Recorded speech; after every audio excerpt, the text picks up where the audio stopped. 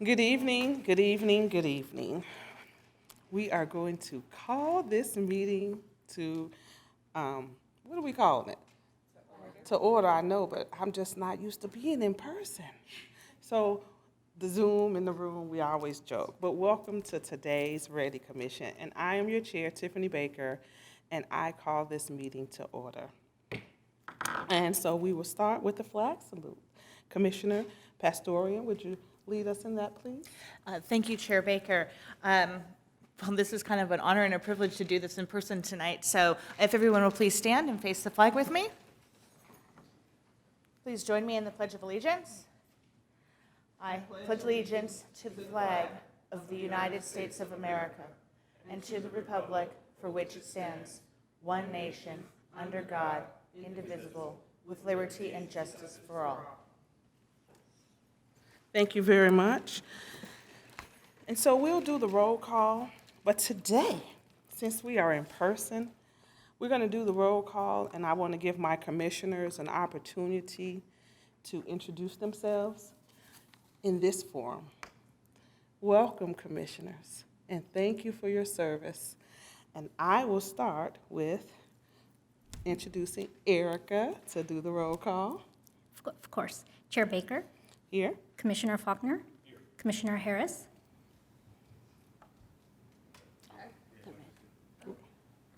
Here. Vice Chair Huerta. Here. Commissioner Pastorian. Here. Commissioner Steed. Here. And Commissioner Wilson. Here. Thank you, Erica. So at this time, I would like to take the liberty as the chair to do something. I want you to introduce yourselves to your community. We'll be here. We're here face to face. And I just think that a reintroduction is necessary. So I'll start. My name is Tiffany Baker, and it is an honor and a privilege to serve my city. I want to thank the City Council for the opportunity to serve. I want to thank the City Council for their bravery and courage to tackle such complex issues. And I want to let my City Council know, and my city knows, that I love the Lord with all of my heart, and I am here to serve, for us all to come together and just learn about each other, grow together, go to the next level as a community together. And so welcome and thank you, City Council, and thank you to my fellow team members here, Commissioner. So I'll introduce my Vice Chair. Thank you, Chair Baker. Hello, everybody. My name is Imelda Huerta. I echo what Chair Baker just said. Thank you to City Council and staff for putting the REDI Commission together. This is a very important commission and initiative, and it is a great honor to be part of this inaugural commission. Again, my name is Imelda. I have 21 years experience in local government. I am a military spouse. I have 3 awesome kids. I have 4 grandkids. I've been a Temecula resident for almost a decade. Love this community and happy to serve my community as well. Welcome to all who are present here today. Thank you for coming. And again, we welcome and always encourage participation. So thank you. Thank you, Chair Baker. My name is Crystal Pastorian. I am happy to serve this city in such an amazing initiative moving forward in something that is truly inspirational, that is not just work that you can see, but it's work that can be felt. And I am just honored to continue to move this discussion and the work that we're doing here forward. I am the mother of 2 boys, and happily married and been living in Temecula for a long time now. Gosh, I don't know if I can name all the years, Imelda. You got me on that one. So it's just such a pleasure to be here, certainly in person, and get back to it and really feel empowered by our city council to be doing this and making the recommendations that are desired and needed. So thank you.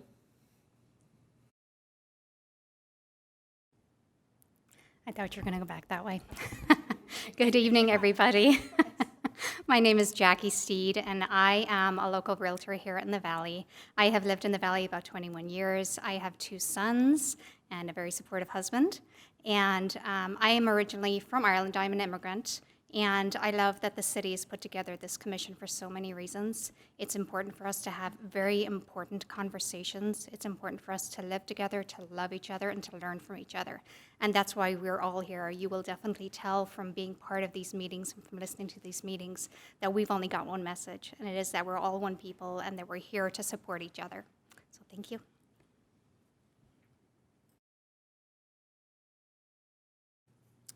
Good afternoon. My name is Denise Wilson. I have been a member of Temecula Valley for the last 16 years. I also am a realtor, local realtor here in the area, and I specialize in residential real estate. I'm also involved in a lot of community events here. I believe in service. I believe in serving our community. I'm an advocate for the American Heart Association as well as my fellow realtors. I do serve on our Fair Housing for Diversity and Inclusion Committee for the Association of Realtors. And it's just a privilege and an honor to be here. I know one thing that sticks with me is that we are all created equal, so we just need to love each other and treat each other with the respect that you would want someone to treat you with. I just love everyone. I'm a Christian, and that's the first thing that's ahead of my life. So thank you guys. Thank you for being here, and God bless you.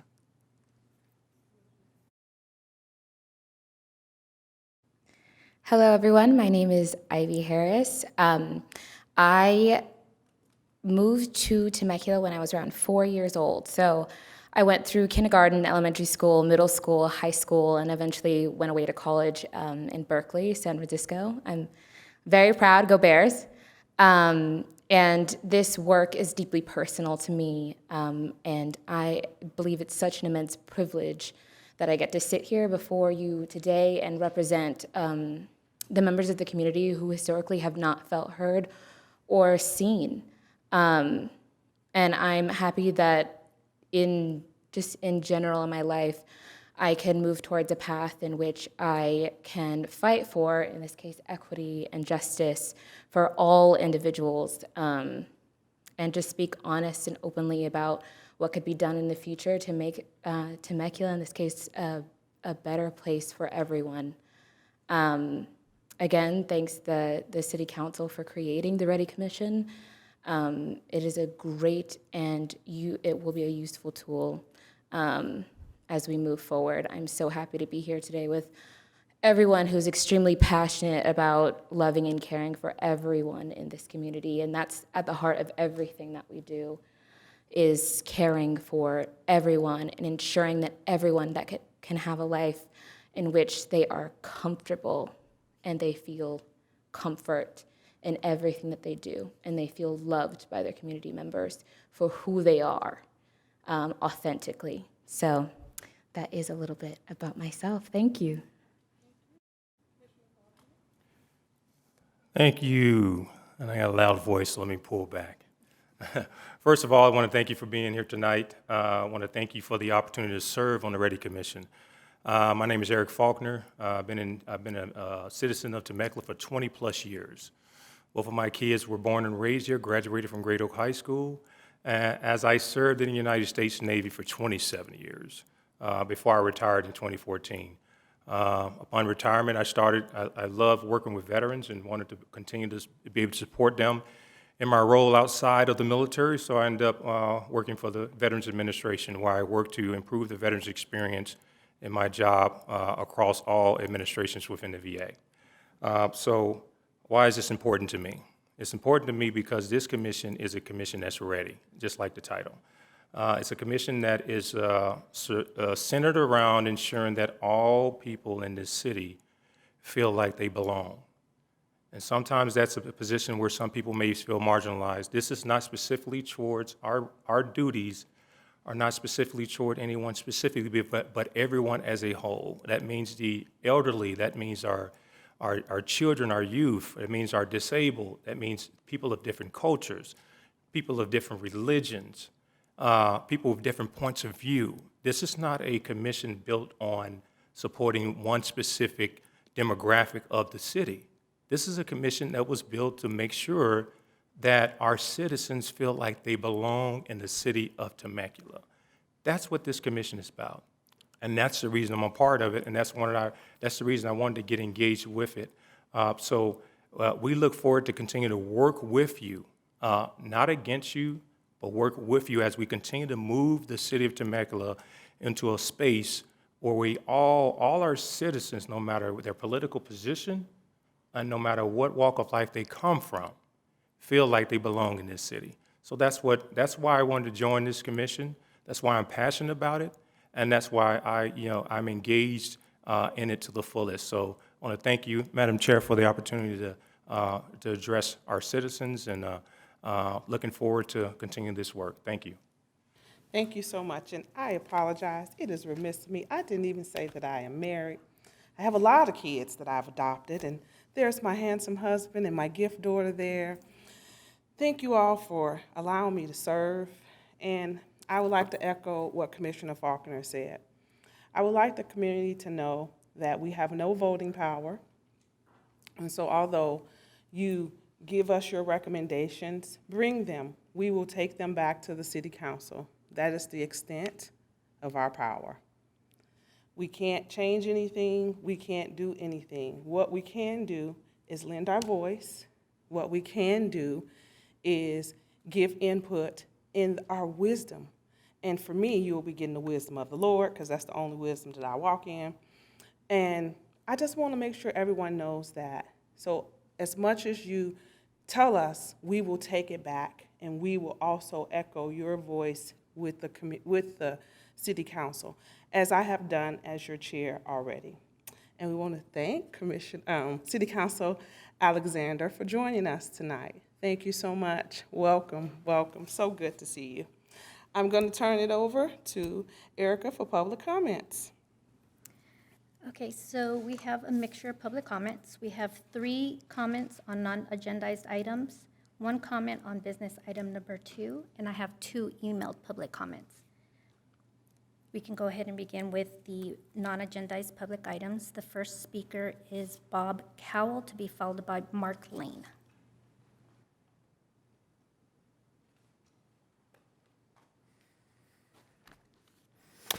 Hi, Commission. You're all fine people. I know. I can see it. You've all got some joy in your hearts and everything. But what I'm going to tell you is what the perception is of what I see from not here, not you individually, but as a collective across the country. What's going on? So I don't know if you should take this personal or not, but it's from what I see every day.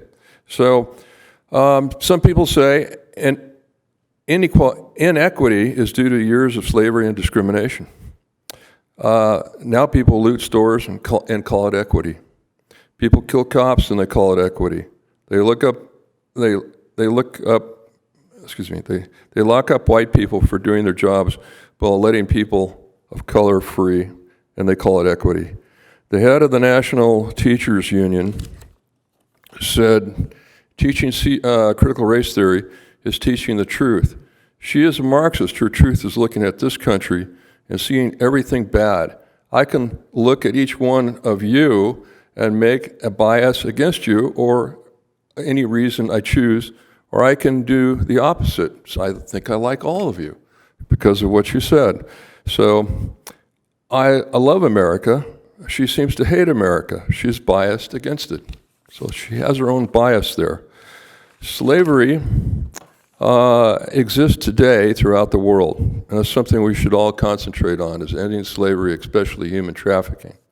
The biggest place is India, second is China, then Pakistan, Bangladesh, Uzbekistan, and of course North Korea. I said the whole country was a slave state, but they just said there's 1.1 million there. Congo, Nigeria, Indonesia, Egypt, Myanmar, Iran, Turkey, and Sudan, they kind of top off the group, and none of those are white countries. As for our own country, I have seen some people turn their backs on the flag that freed everyone. It should have freed everyone back in 1865.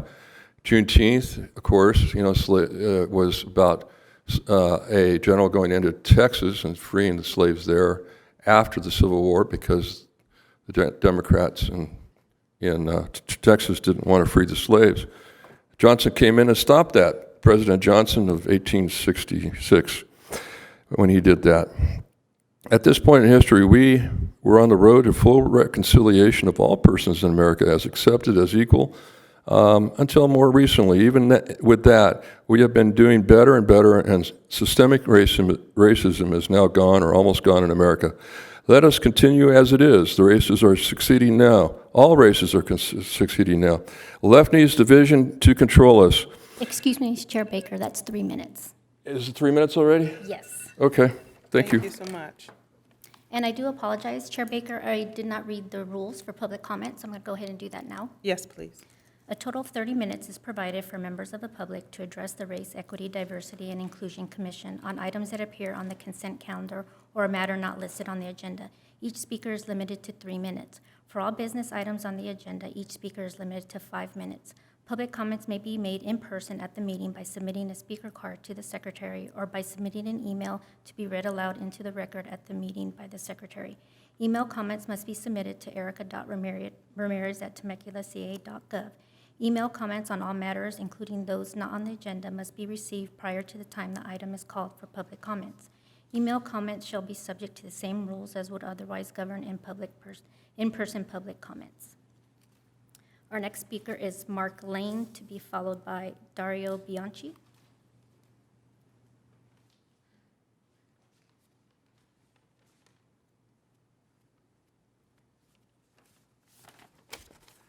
Hi, you guys. Good to see you. Thank you for your comments at the council meeting, because it made me get up here and talk a little bit. So, my name's Mark Lane. I've lived in Temecula for 3 years. We love living here. My wife and I have been here for 3 years, and did a small, kind of like a, how you'd say, I talked to a lot of people in my neighborhood, want to know if they knew about you guys, and none of them knew. So I really have to, that's something I have to address with the city council, because they need to be a little bit better at getting that kind of information out, especially if you're going to be doing the kind of things that you're doing. In my discussions as well, I had some perceptions that people are given, and some of them reflect what he has said before. But here are my comments. What was the REDI Commission stand for? The first part is R, is for race. And a lot of people associate that with critical race theory. Whether that's true or not, what you guys are doing, that's what I got. That's the feedback I got, is that, oh, wow, it's critical race theory, and boy, that's bad, and stuff like that. I lived in Garden Grove for 30 years. And if you know what Garden Grove is like, and demographic in Garden Grove, I mean, it's a melting pot. And my kids, I raised 4 kids there, and they had friends of all, from everywhere, black, white, Hispanic, Asian, and they didn't know them as that, they knew them as their friends. So I think we need to perpetuate stuff like that here with what you're doing. The second part is equity. Well, what does that mean when it comes to people? What I hear and see, and what my friends hear and see, is that there is no meritocracy in equity. That means that if you just show up, you're going to get a prize. I don't think that's correct. I think that in my business career, everything I've done, all the people I've ever hired, were on their basis and their ability to do their jobs and do the job I needed them to do, not anything else at all. But that's not what people are seeing right now. It's like, well, we're going to eliminate all the honors classes because that brings those people down to these people, and I don't believe that's fair at all. But I really am curious to see how you're going to address that equity, and these are why I'm bringing in the comments that I'm bringing in. I do believe in giving people, everybody, an equal opportunity and their ability to perform what I need them to perform as far as my business is concerned, for example. And I hope that you guys take caution when you're considering what all this equity means and what that means to people who are seeing it in a different light. Diversity considerations are on anything other than what people can bring to the table can be divisive. I did a lot of project management, and I bring people into my projects based on what they can do and what they can bring to the table, not anything else at all. And I think that we need to pursue that. Inclusion, one more second. Many perception is the perception that we should embrace all ideologies, et cetera, Sorry, et cetera. Chair Baker, that's 3 minutes. But please be transparent, okay? Thank you very much for your time. Thank you. Next speaker is Dario Bianchi, to be followed by Rick Reese. Thank you, ladies and gentlemen, for allowing me to speak. First of all, I would like to say that I don't agree with the 3 minutes because it doesn't make any sense. There is not 3,000 people here, so it would be 5 minutes for everybody. I stick with my 3 minutes because I have 1 page, but if you don't mind, if it's 3 minutes, 30 seconds, I don't think that it's going to be the end of the world. I'm here for the question of diversity, okay? And you'll see why. I am a legal immigrant from Europe who came to this great country to invest, work, and raise a family, number one. I brought investment and job to the United States and bring over 3,000 years of history with me, okay? My family is a mix of what basically are races. My wife being African-American and our child a biracial. Ever since immigrating to the United States, I have never been able to understand why the government was classifying people by race. Now we know why. Diversity exists in the world in multiple forms. If you have studied biodiversity, then you understand how it works. Like rainforest, one of the most diverse habitats on the planet. Biodiversity works because of collaboration and not division. This is very clear. I studied biodiversity, by the way. Authors such as Bruce Lipton, Joe Dispenza, and Greg Braden explain in scientific terms what it means.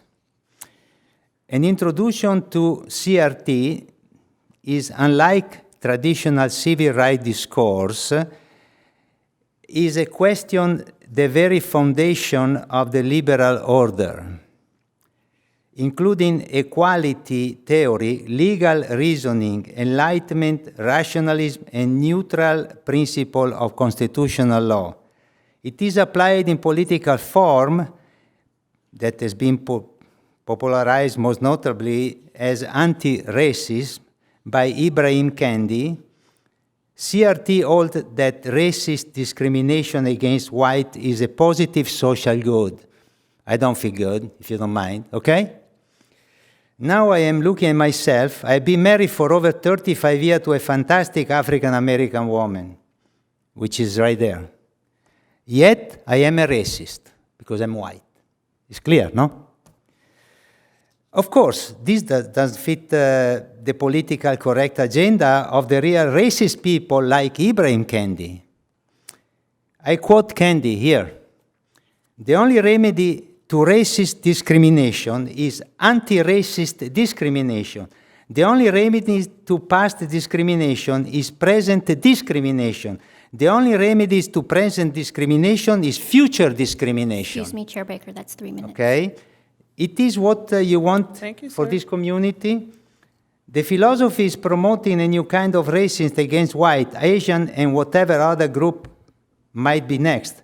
Those who have studied 3,000 years of history, along with American history, know how this has been used by politicians of all colors, especially those angry of power against us and against you. Sir, we're going to ask you to yield the floor back, please. Excuse me? We're going to take the floor back. We ask you to yield the floor back. Okay. Your 3 minutes is up. Thank you. Thank you so much. Next speaker is Rick Reese on business item number 2 with 5 minutes.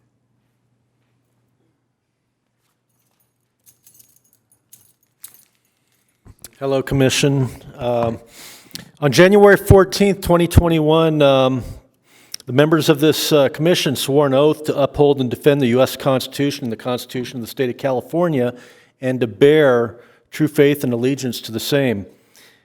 As such, you have sworn duties to ensure that all of your conduct and advisories meet constitutional muster.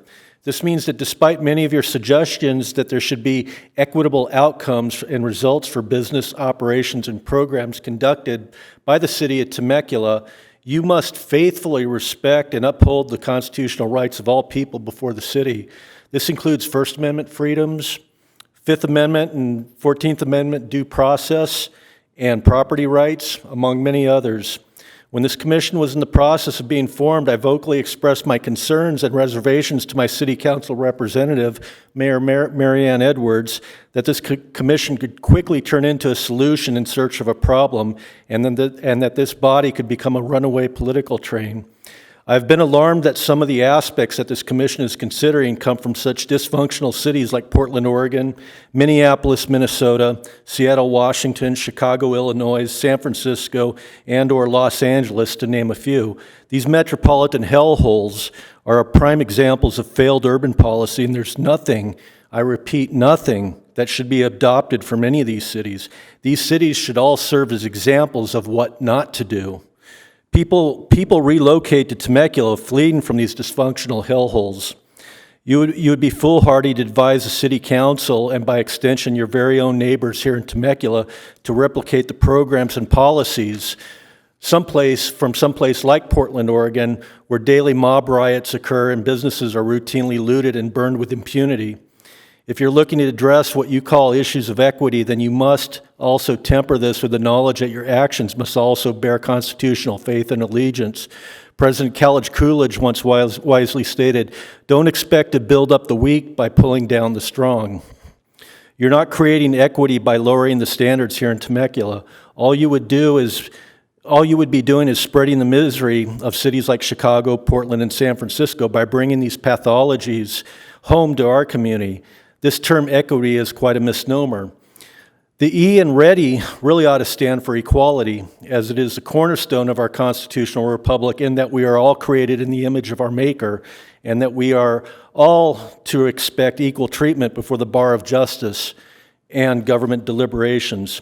But human outcomes will always be varied and different, reflecting the true diversity of our nation and of our community, because we are each one of us uniquely different with different talents, interests, and dreams. Imposing Politburo-style outcomes and results upon people is dehumanizing. Combating racism with more racism is just racist. Ask anyone who has fled from a communist and/or totalitarian country in search of freedom here in America. Lastly, I will leave you with these two thoughtful quotes, one by the Presbyterian minister, William J.H. Boddicker, and the other by the author and philosopher Ayn Rand. Minister Boddicker said, "You cannot help the poor by destroying the rich. You cannot strengthen the weak by weakening the strong. You cannot bring about prosperity by discouraging thrift. You cannot lift the wage earner up by pulling the wage payer down. You cannot further the brotherhood of man by inciting class hatred. You cannot build character and courage by taking away people's initiative and independence. You cannot help people permanently by doing for them what they could and should do for themselves." And lastly, the quote by Ayn Rand, "The smallest minority on earth is the individual. Those who deny individual rights cannot claim to be defenders of minorities." Thank you for your time and attention. Okay. At this- Chair Baker, I'm going to go ahead and read the Oh, two you email have some, public okay. comments. The first one is from Suzanne Lane. "I believe that we may actually have the same goal in mind of no racism, but the definition for racism that you're using and the path to get there is inherently racist. Just like we cannot bring unity by dividing and separating people into categories, we also cannot expect to achieve a racism-free society by constantly separating people by skin color, race, minority status, etc. The process itself is racist. It's completely ironic. Just like someone who claims that they hate yelling, yet starts screaming at another person, telling them to stop yelling. They have become the thing that they hate. It's the wrong solution. There are two ways of looking at something, two different kinds of knowledge, worldly knowledge and godly knowledge. All men are created equal. That's what God says. To say some are oppressors and some are victims based on the skin color that God himself gave them, it's man's knowledge. So man's knowledge is wrong because God is the truth. When man tries to do things this way, apart from God's ways, it never ends well. So, for example, anytime a decision is made, whether it's to hire someone, not to hire someone, to give special privileges, whatever it may be, based on skin color, race, minority status, etc., then that's discrimination and racism, and that is man's way, not God's way. It's actually designed to divide people. Jesus himself said that a house divided cannot stand. As a man thinks, so he is. Change the way you think and change your life. We are Americans first. We need to stop focusing on our differences. We are to be a melting pot, like a team that is made up of many different people but sees themselves as a team first. If the coach divided them into categories by race, color, minority, status, etc., there would be division, resentment, and probably not a lot of team wins. We live in the freest nation in the world. No culture or nation is without past sins, but dwelling in the past is a huge mistake. We should all seek to learn from our own personal past as well as our nation's past and then move forward. Don't get stuck in the mire that what will future generations blame us for? How will blaming us help them? I hope that they will learn from it, forgive us for whatever sins we have committed that affects them, and move forward in freedom and live their lives in peace.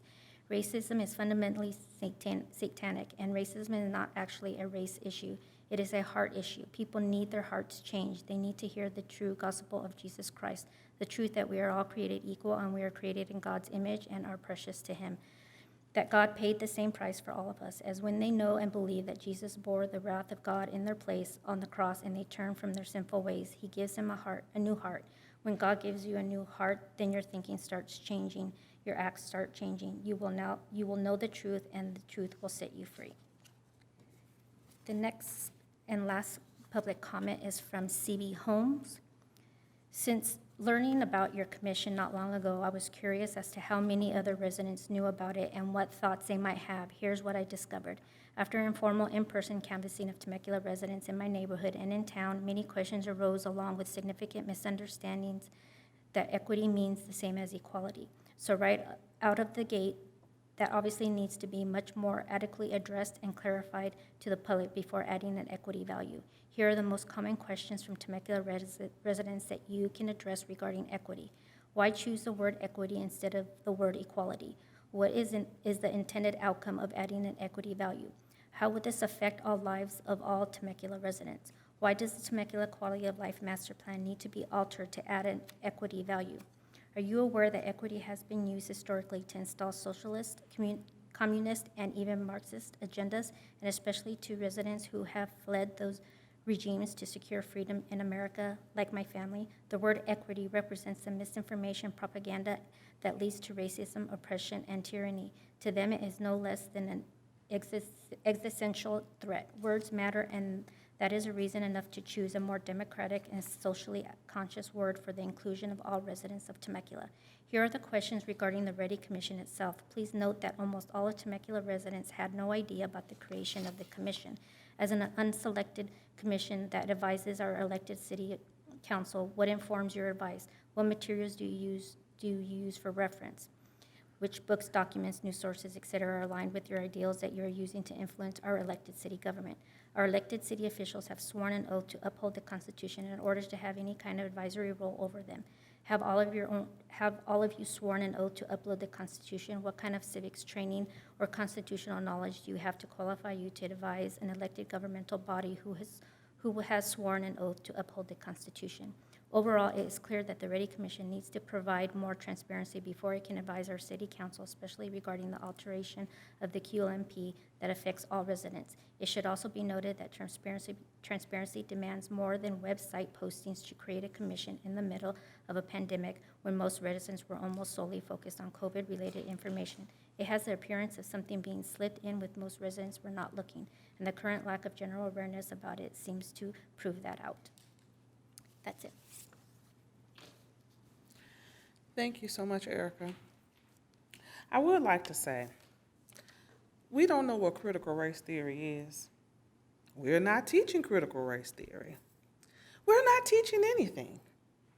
We're simply here to listen and learn. So I just want to make sure we don't have to keep being accused of what we're not doing. We're going to work with the city council to form some better direction so everyone will know what we're doing, how we're doing it, and the basis in which we are doing it in. And I will say that one last time. We are an advisory body. We do not have any legislative power, and we are not drawing on any critical race theory. Thank you. At this time, May I have an approval for the minutes, a motion to approve the minutes from the last commission meeting of June 10th, 2021? Motion to approve? Second.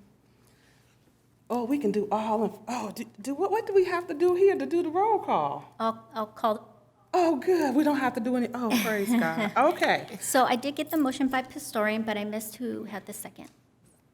Huerta, okay, Commissioner Huerta. Roll call vote, Chair Baker, Aye. Commissioner Faulkner. Aye. Commissioner Harris, Aye. Vice Chair Huerta, Aye. Commissioner Pastorian, Aye. Commissioner Steed, Aye. and Commissioner Wilson. Aye. Thank you. Thank you. Okay, for new business, you're going to provide a general recommendation for addition of the equity values as a part of the city's race, equity, diversity, and inclusion initiative. And so at this time, Randy, will I be turning it over to you? Yes, Madam Chair. As the Executive Director for this commission, I'll go ahead and present this report. And if we can bring up the PowerPoint, fantastic. Thank you, Chris. So, Madam Chair, I'm going to go ahead and start with a little bit of a background. Actually, at your last meeting, the commission collectively gave a lot of direction on what equity value could be, why it is important, how it could possibly be measured. And as a reminder, all of these are truly just recommendations. They will be going to the Blue Ribbon Committee that is addressing the Quality of Life Master Plan. And then that Blue Ribbon Committee's recommendations will collectively be going to the City Council for final approval and adoption. So with respect to how we found ourselves here in an equity value discussion, July 14th, 2020, so almost 1 year ago, the City Council approved its REDI initiative. And as a part of that REDI initiative, there were several items in 3 phases. They went ahead and approved the addition of an equity as a core value. Right now, we have 6 existing core values, and they wanted to go ahead and add equity in the QLMP update as a core value. At the August 11th, 2020 meeting, the City Council went ahead and adopted resolution number 2020-56. Next slide, please. And in that particular resolution, the City Council, which the City Council unanimously adopted, they specifically added definitions for what they wanted, for clarity's purposes, for diversity, inclusion, and equity to very clearly mean. So with respect to diversity, the City Council unanimously stated that that was their commitment to the presence of variety, which is expressed in a myriad of forms: race, ethnicity, gender, culture, age, disability, religion, perspective. They wanted to incorporate everything. With respect to inclusion, the City Council unanimously stated that that means to them their commitment to create an environment and a condition where those differences are welcome, different perspectives are heard, and everyone has a sense of belonging. And with respect to equity, they unanimously stated that that means the commitment for them to work on policies that may directly or indirectly discriminate on a variety of factors: race, age, socioeconomics, religion. And they wanted to provide an opportunity for all persons in Temecula to succeed based on what their needs are to achieve that success. Next slide, please. So at the June 10th, 2021 commission meeting here, it wasn't virtual, you guys again discussed what an equity value could be, why it is important, and how it could be measured. Next slide.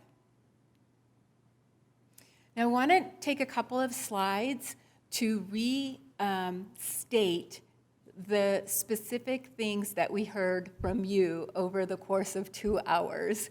We went back and listened and re-listened, and so you're going to hear some of your words coming back at you, and at the end we're going to pause just to make sure and do a check-in that we haven't missed any big ticket items.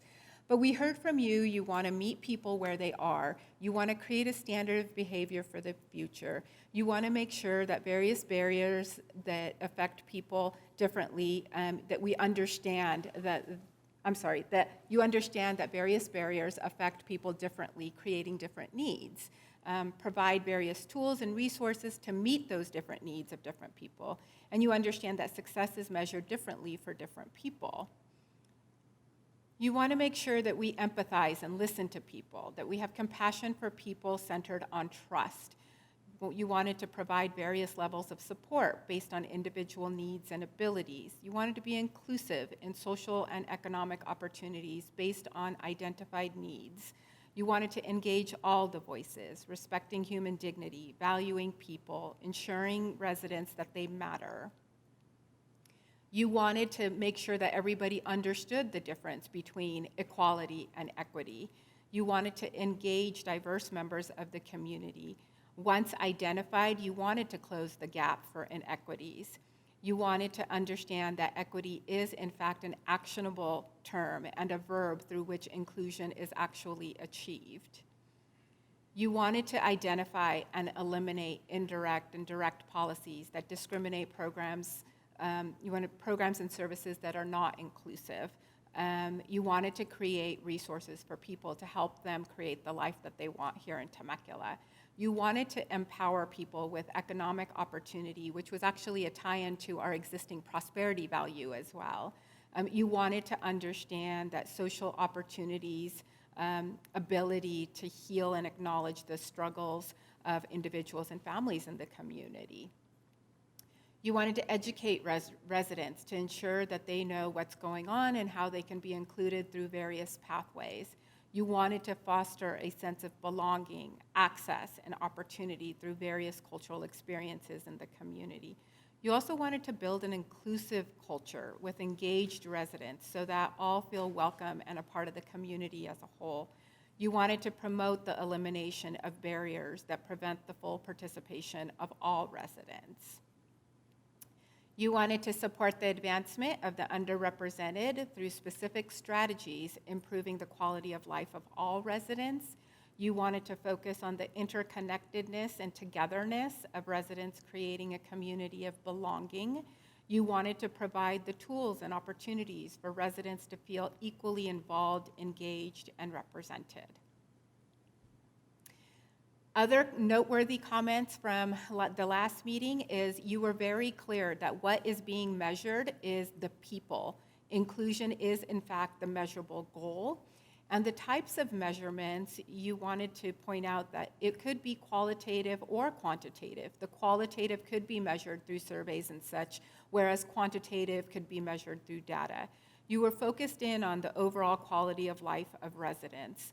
You wanted to measure the tools and resources that were provided. Additional measurements could be increased participation through diverse voices, overall community engagement, the number of policies, programs, services, proclamations, et cetera, that are issued, demographic data collection, annual departmental reports to the community, the commission.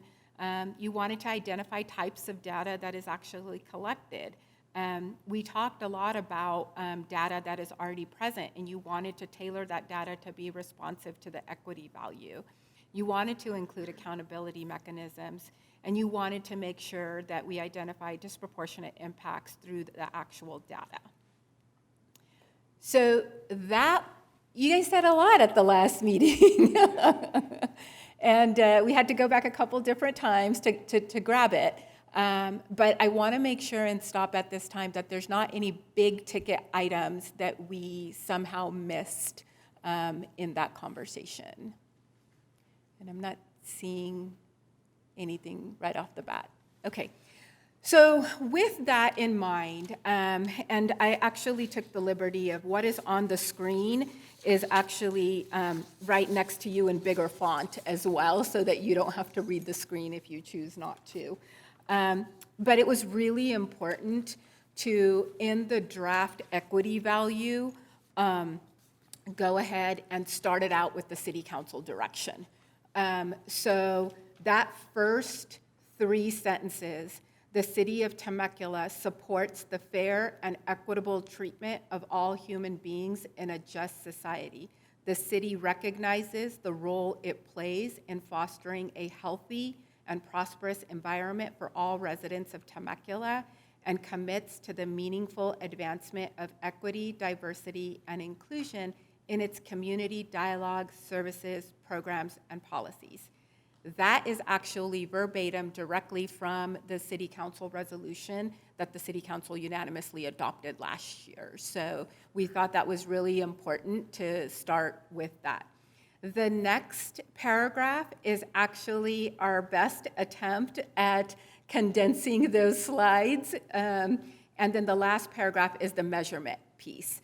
So the next paragraph, an equitable community is one that listens with empathy and understands with compassion that different barriers may impact the lives of its residents in a variety of ways.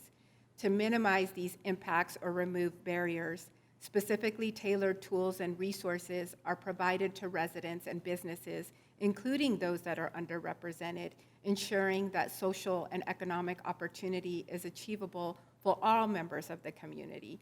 Social opportunity includes the ability to acknowledge and heal the struggles of individuals and families in the community, as well as access to education on what pathways are available for success, economic or otherwise.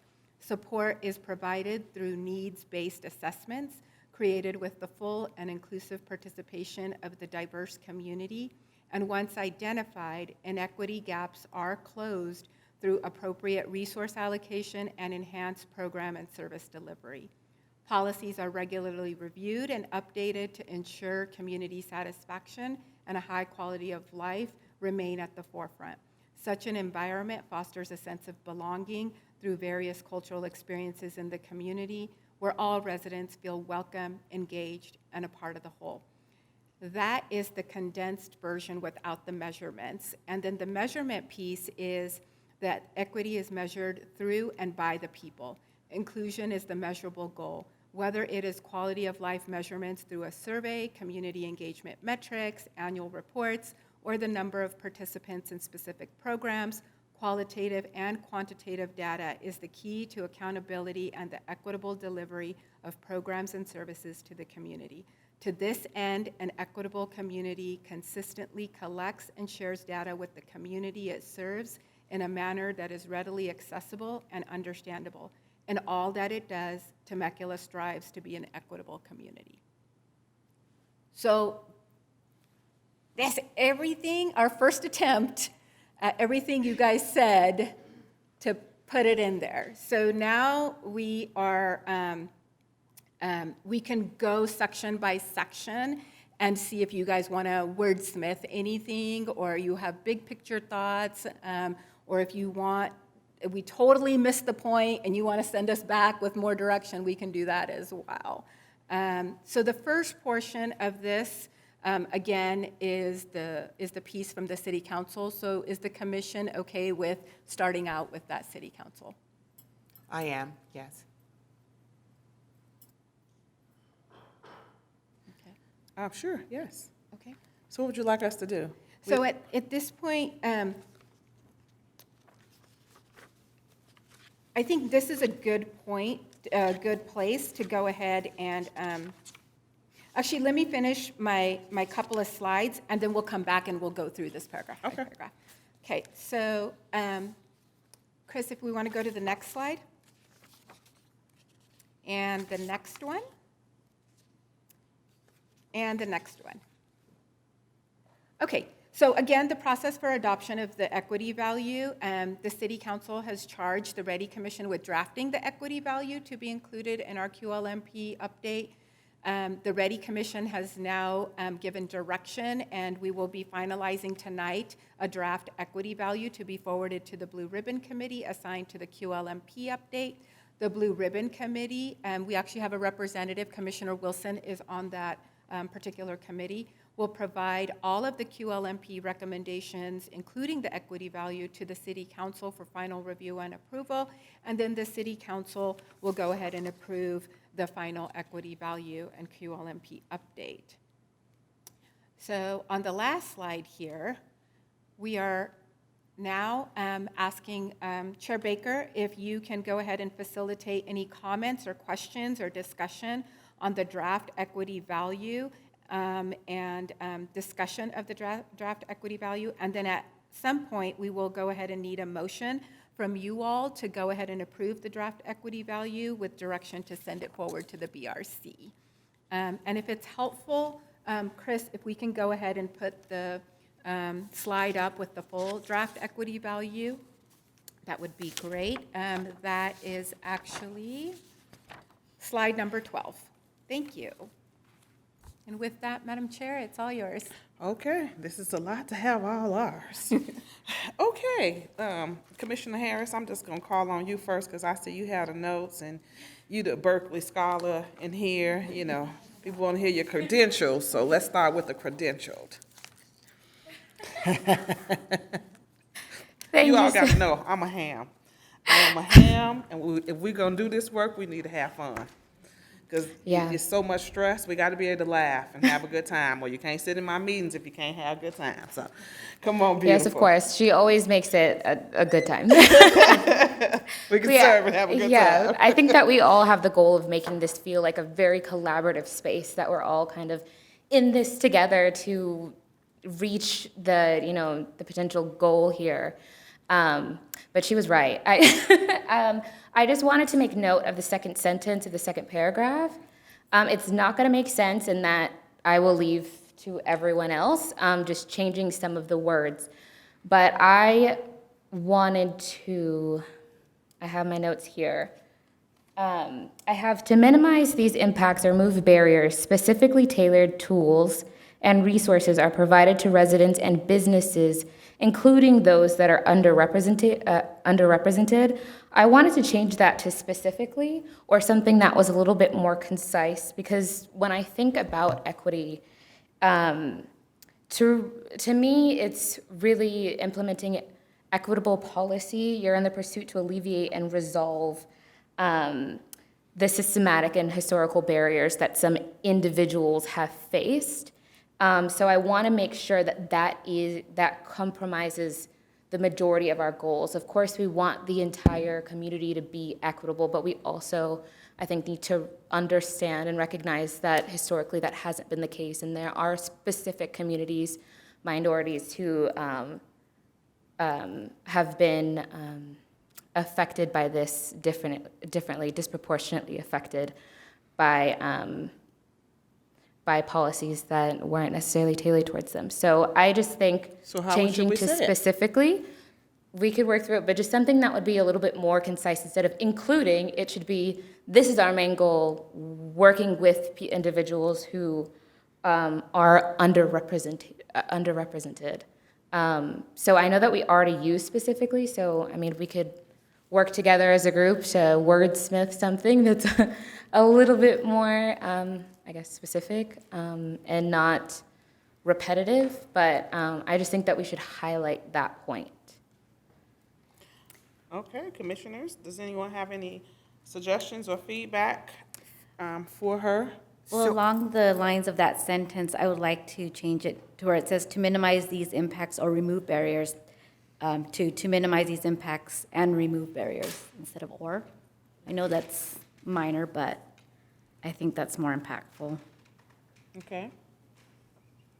Commissioner Pastorian, were you about to light it up for yourself? No, I was actually going to agree, and I was looking at the same thing that you were, Commissioner Huerta, and I think that or creates some ambiguity there, and we need to just remove it and make it concise, just together. That's perfect. Okay.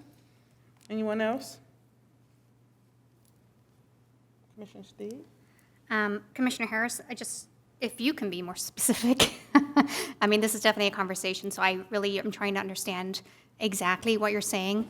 I read it as it's very inclusive, but again, I see it through a different lens, but I want to understand what you're saying and what you're seeing.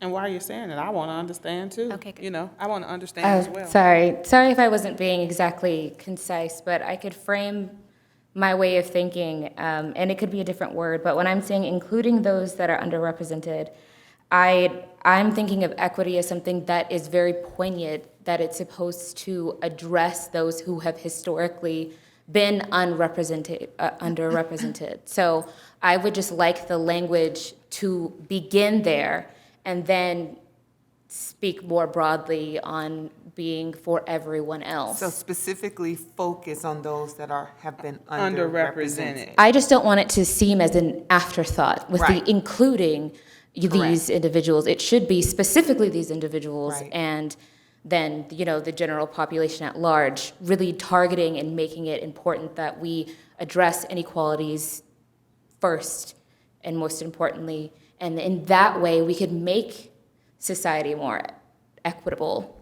And that's where it starts. So that's my frame of mind. So are If you you have any more suggesting questions. including those that are specifically underrepresented? That's She what said you she wanted wants to take it out. I just thought we could, if you wanted to change it to specifically, So- but I recognize that we already used that at the beginning of the sentence, so that's why I was saying we could kind of wordsmith it around. I just want to find the verbiage, and I am not a wordsmith, so I don't have the language That's as okay. of now, but That's okay. So let's listen. that's just all I'm saying. Can I read it to you again? It says, an equitable community is one that listens with empathy and understands with compassion, that different barriers may impact the lives. Different barriers, I don't like the word may because it is do. Different barriers do impact the lives of its residents in a variety of ways. To minimize these impacts and remove barriers, specifically tailored tools and resources are provided to residents and businesses that are underrepresented. You can just say that are underrepresented. Ensuring that social and economic opportunity is achievable for all. I want to say that loud. That's beautiful. Thank you. And so does that help you? Because I don't want to move from this point until you understand what she's saying, because it's not about the word, it's about understanding. Yeah. So I appreciate And the I was dialogue. wondering if maybe she wanted in there, including those that have been historically underrepresented. Now, see, if you say that, though, Listen, I love that too, but I wasn't going to get there. I wasn't going to get there. I think that's. Well, I think that's inclusive, though. I mean, historically unrepresentative, I mean, it's everything. It's everything that we're inclusive about. It is LGBTQ. It is people that have special needs. It is seniors. We are opening up the doors so everybody feels inclusive. So that is a historic issue. It's not just a race issue. It is a historic issue. So I do understand why people would be offended, but I would like to think that people could see beyond just that trigger word and see it for the big picture that it is. I completely agree with you. I completely agree with you. I don't disagree. I just want to hold a caution. Okay. I don't disagree.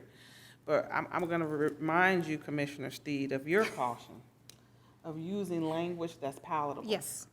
You know, we tiptoeing here. We tiptoeing into a lot of territory. You know, we're taking on things. We're causing people to examine their own hearts. That's really at the end of the day, because you're not going to legislate people's hearts. So let's start there.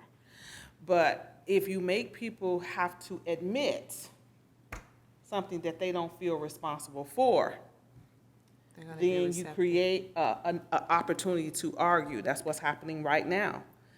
And so, I know you want to go all in. I'm listening to you. I know you want to go. It's just my recommendation. Of course, we're here together. I just want us to consider that. Because this can be a first draft. So maybe sometimes we should review our equity value, right? It shouldn't just be one and done. If we're progressing, our value should be reviewed annually, in my opinion. That's just my humble leadership servant. I've served on many boards for years opinion. So with that being said, what can we start off with today? Could we compromise in that sense? Because I think that Commissioner Steed has a valuable point that should be recognized for those that need it to be recognized. Yes. And to acknowledge that for those individuals is also very important. No different than obviously, being cautionary in what it is that we're doing as well, and bringing it current for people who may not necessarily have that same level of historic recognition of those, those things. So could we put in language that says things that have been and currently, and that way we are including all, but we are acknowledging everyone for their particular, where they're coming from. Because like that the is word- part of meeting people where they are. I like the word that have been instead of saying historically has been. Because when you start the word historically has been, you know, we're making references to large cities, right? But we're in a small city. So historically, it starts to have a dialogue. So I think adding this brings in both. What do you guys think? I truly agree, because historically, when you start using that, people's minds automatically start going back. And if you want them to be receptive of what we're creating here, you want to level the playing field, let them know with empathy.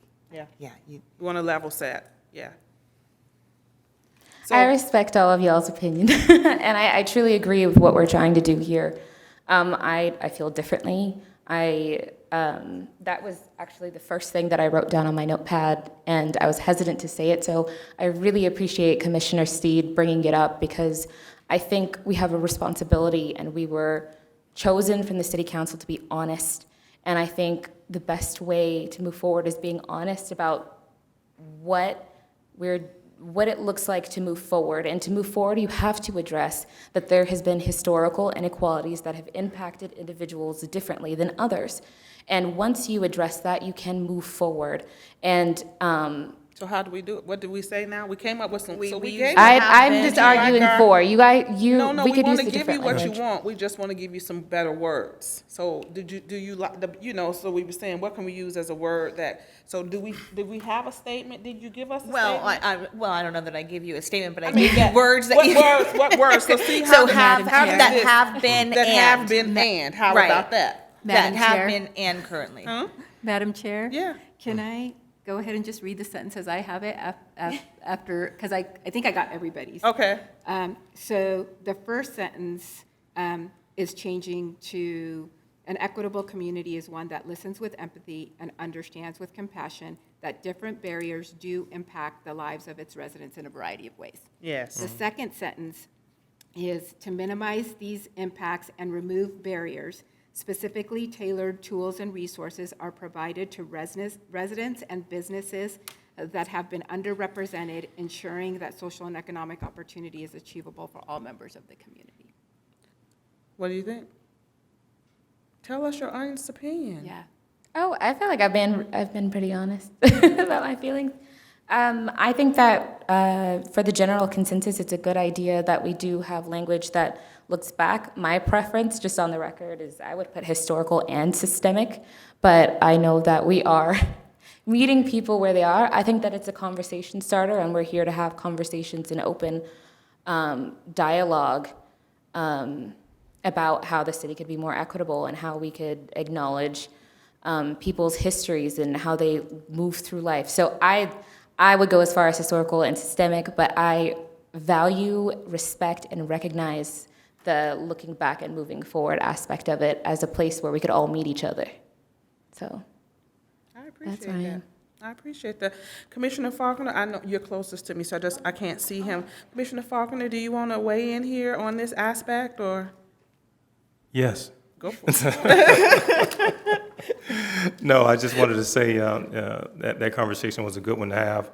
I agree with the verbiage that Randy had spoken just now, but only thing I was, based on what you guys were saying, I was saying, only thing I was changing was including those that are historically and presently underrepresented during that socioeconomic. So that was the only thing I was changing, but it kind of coincides with what everybody else was saying as well. I just added historically and including those that were historically and are presently underrepresented, ensuring that social and economic opportunity is achievable. So that's the only thing I add. See, now Thanks. you making me go backwards with my thought, because when you say it like that is very true, because we're acknowledging what has historically people have experienced historically.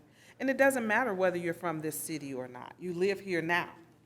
And so we need to acknowledge people are coming here, and this is a melting pot. And so people have experienced things coming here. So Randy, how do we add that in a way? Can you know? Yeah, so let me read this. You think about it. Commissioner Rortha, what do you think? Do you have something? I liked what Director Joel mentioned. I liked the way it sounded. The only other thing I was going to add is or talk about is that in the first sentence, we say the impacts the lives of its residents, and then in the second sentence, we're noting residents and businesses. So I don't know, I think there should be some consistency there, but I might be overthinking, but I just feel like. I'm personally about economic equity, so Yes. that's my thing. But yeah, and as far as the underrepresented, I like how Director Joel had noted it, that have been underrepresented. Oh, yeah, Yes. that's, because it's not a may, that's the Yeah. fact. Some things we just need to acknowledge, whether we think we did it or not, it's the truth.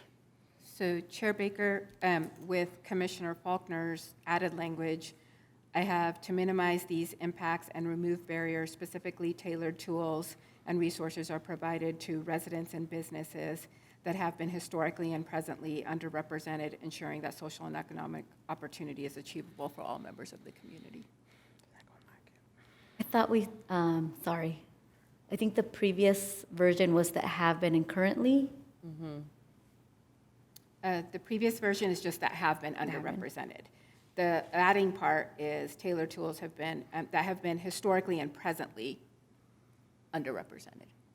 Did you want to do currently? Was Commissioner Faulkner, yours was presently, correct? Yeah, currently or presently. Currently or presently, however you guys Yeah, want to. I just put presently, but it's going to be currently. I think mean the same thing, right? Yeah. Okay, so what do you guys down here think? Okay. So what's going through my head is that we are using particular language that could potentially, create some feelings. But at the same time, that is our job. We have been tasked to have difficult conversations. We have been tasked to have an open and start a dialogue. And we have been tasked to represent our community. And our community, as we talked about in one of our very first meetings, has been about we can't get to where we want to. We cannot achieve our measurable goal of inclusion unless we start from a place of acknowledgement and start to heal certain things. And I think in order to do that, we are going to have to use difficult language that some people may or may not agree with.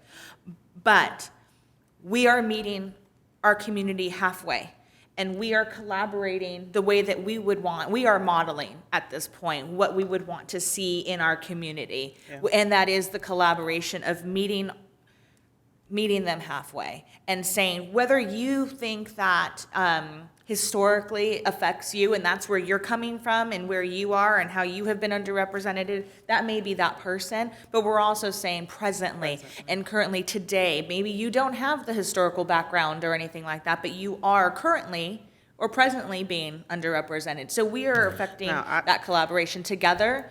And I think that we can very easily say that we are representing and doing exactly what we were tasked to do with using that language. That is my authentic self coming right out there. I'm sorry. You know what, though? Bring your authentic self, because it's you can only be you. You can only be you. Be you, honey. Right, but I also I think that if we don't do that, we are not living the words that we are writing either. And so that is something that has to I think we need to be true to that as well. And so I appreciate Commissioner Steed's comments and certainly bravery in bringing that to the table for us to discuss, because it is something that, I think we all sort of feel that. And I don't know how else to better describe what we're trying to do other than to acknowledge and move forward to get to our goal. And Commissioner, I think you did a very good job with that. Because like you said, we didn't come here to sugarcoat. We came here to have those uncomfortable conversations. And this is one that we need to have. And I think it needs to be written in there so that we can move forward and address it as we go on. So, Matt, let me play devil's advocate here for a moment. That's my job, to make sure that when we walk away, we've thought about the unintended consequences. And I just want to make sure, we can be as strong as language as you like, or you all like or not. This is going to be a collective voice. And once we put this to bed, this is what we as a group have agreed on. So let's make sure that that's very clear. But I want to make sure everyone has a voice and everyone's perspective is heard, or at least considered. And for me, I just want to make sure we're looking at this in one way. Is this a conversation starter, or is this a standard? Is this something that we're going to measure? Because when we start to talk about what are we doing today to be equitable, right? I want to focus more so on how can we see equity in front of us based on what we put in here as we define it. If we focus a lot on what has happened, then that's going to keep us in the past. As you hear, we're hearing reports right now about everything that's happening in every other city except the one we live in. And I don't know how that's relevant to the conversation. So what can we do for this city? This city, what will this city accept? Because it's one thing, as it was stated before, when you're in a metropolitan city and whatever issues you're dealing with are obvious. They're not obvious here. So how do we use language that causes people to examine their behavior in a way that holds them accountable to do better? That's what I want to make sure our statement does. I'm not really caught up on the words. I just want to make sure. What did you say? Commissioner Steve said. What Commissioner Steve said? Tell me, Commissioner Steve. No, I didn't say anything. She's just referring to my use of the word historically, that I just stirred it all up. Thank you, Jackie. Yes. Sorry. Anyway, besides that, I think that I hope people realize that these conversations are incredibly uncomfortable. Not only that, but we're trying to feel out for ourselves as representatives of this community, how to best represent this community. Right. So when we say something, it's not flippant. When we put together a statement, it's not at the spur of the moment. I admire Commissioner Harris, that she is so passionate. Committed. No, that committed. she's so committed and so passionate, but she's willing to bring that down because she knows what her role is here, and I appreciate that. And you know, if history is a trigger word, then we really need to talk about history being a trigger word. Why is history a trigger word? That's an issue right there. So I agree with Commissioner Pastorian for that reason. Like, why is historical? It means so many different things, you know? Can I say that, you know, I think first of all, I think that in order to get to where you're talking about, and I think you bring up an incredibly valid point when you talk about standard, right? Or what are we really looking at? Are we creating a standard? Or are we having a conversation starter? I think we have to move, I think we should play with the language, and we have it in there currently with the presently, right, historically and presently, and let's move to the next couple of sentences in this so that perhaps we are defining that and moving into the conversation starter, and we're getting there because we have not laid that piece out yet, perhaps, you know, and so we're stuck on this one thing. We need to continually progress so we can further define what we're saying so that it's not the trigger, perhaps, but it's more clearly defined. The other piece of that, and I just want to throw out there as well, is that as we review this, you know, when we talk about what is a vision, and we talk about, and that's what we're doing. We're creating a vision here for our community going forward in the future. And a vision is really, truly a picture of our future selves. So what is it that we want Temecula to look like in the futures? And we can try to wordsmith and create that here, certainly. And we should not be necessarily stuck. And we don't want to be stuck, like you said. And that is really, really important. But we need to use our words here to move our community forward in a way that is meaningful, but acknowledging those that have historical barriers and things that are underrepresented here. And so we need to state that, but I also think that we need to be conscientious of the words that we use to inspire our community to move forward. And how are we going to get to our measurable goal? We can't even get to the next sentence, guys. But I think we can truly outline that as we move forward in this document and start to kind of piece it together. And if we don't like how it's laying out, that we can go back and change that so that we can continue to play with it. But I think we need to see how it's defined. And I think that will also help Commissioner Harris's point too, where she wanted specific language. That might come as we move down also. As we get through the paragraph. So Director Joe, can you read one more time what we have. Yeah, so the sentence, as it stands now, is to minimize these impacts and remove barriers.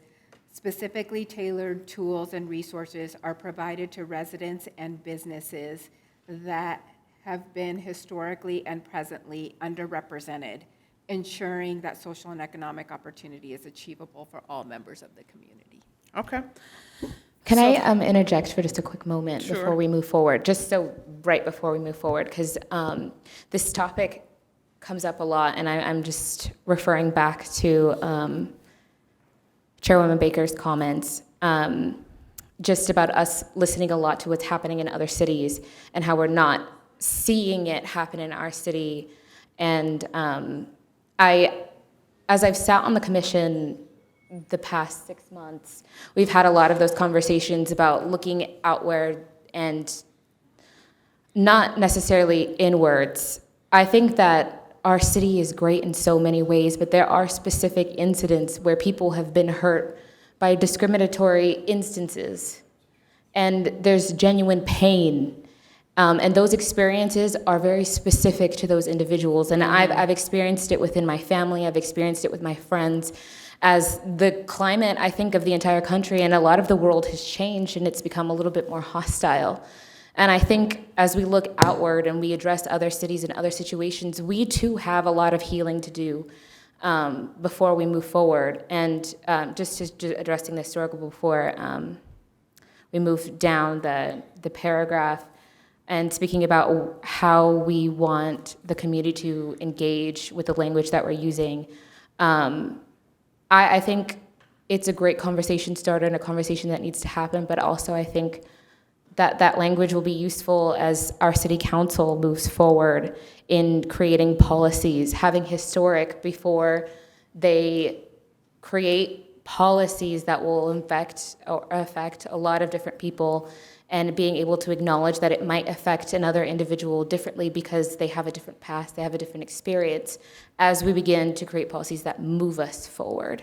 So I just wanted to address my thoughts on your comments, because I thought you brought up really good points, being devil's advocate and getting us to have those conversations. That's the point. Madam I Chair. guess that's the point. And you did a great job.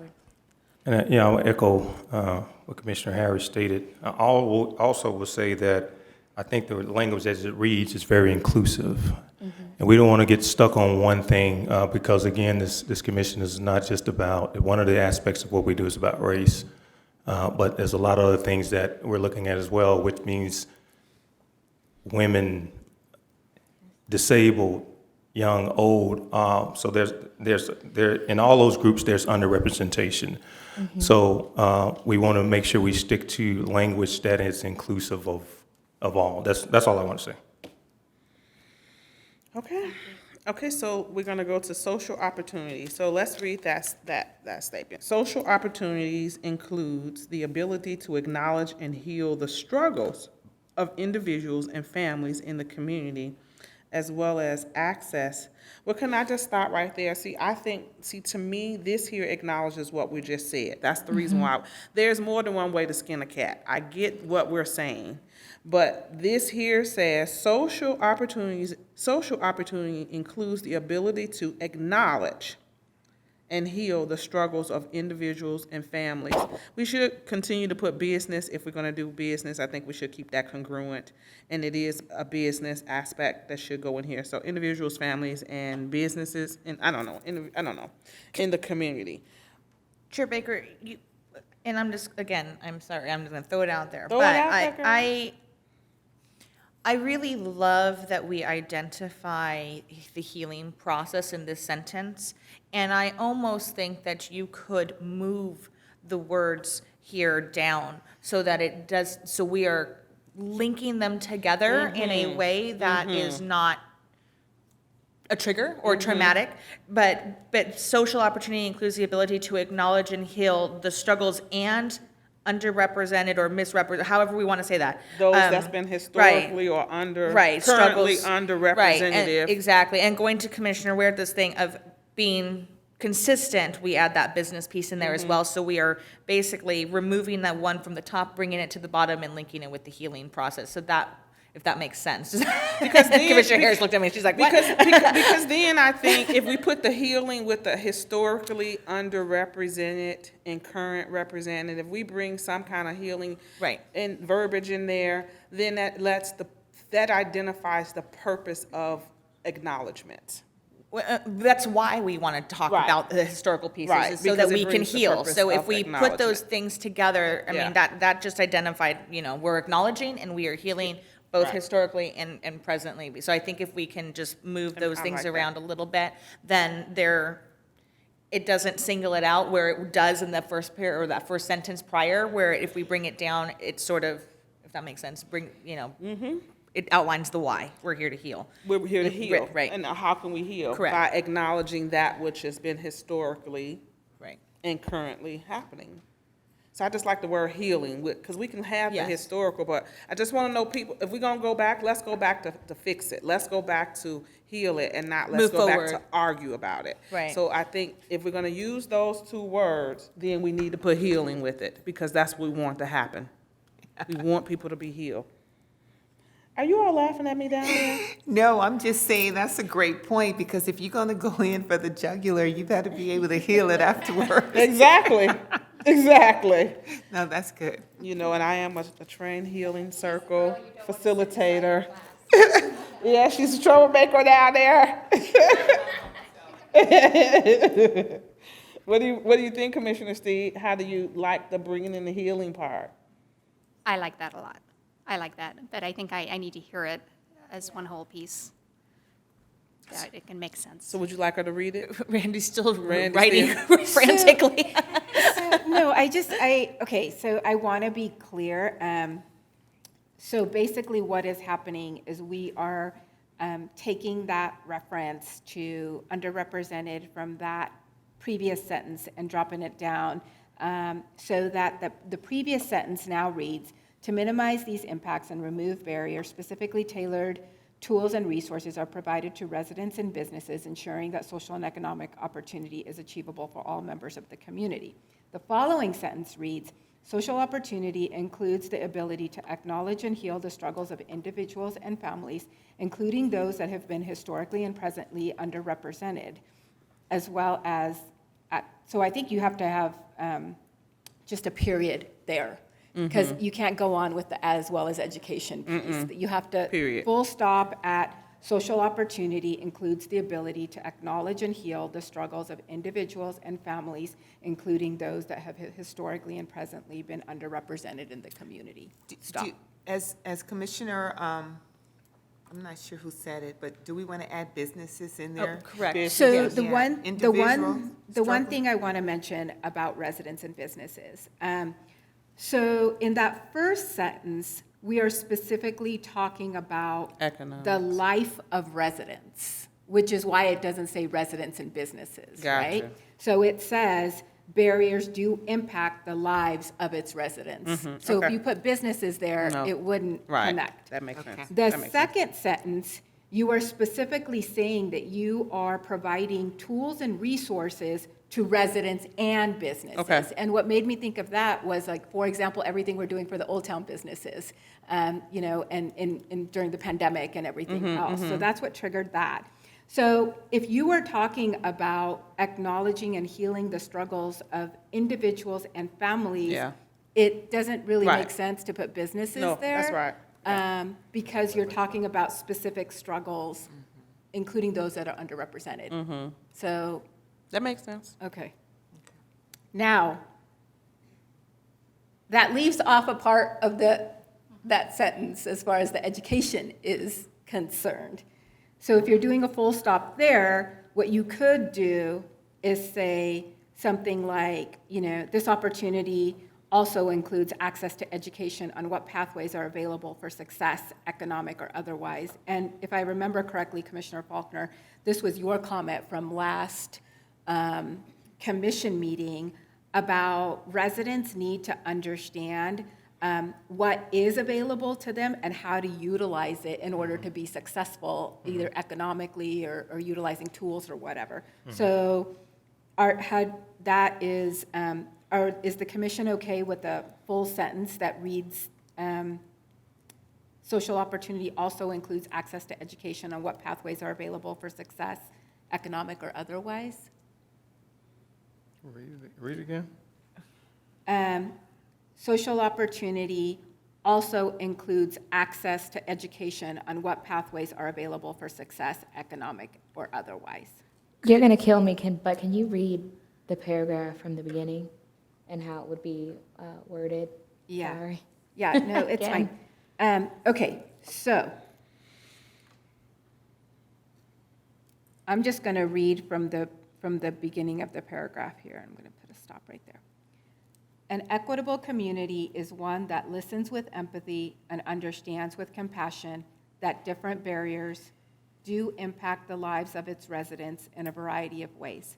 To minimize these impacts and remove barriers, specifically tailored tools and resources are provided to residents and businesses, ensuring that social and economic opportunity is achievable for all members of the community.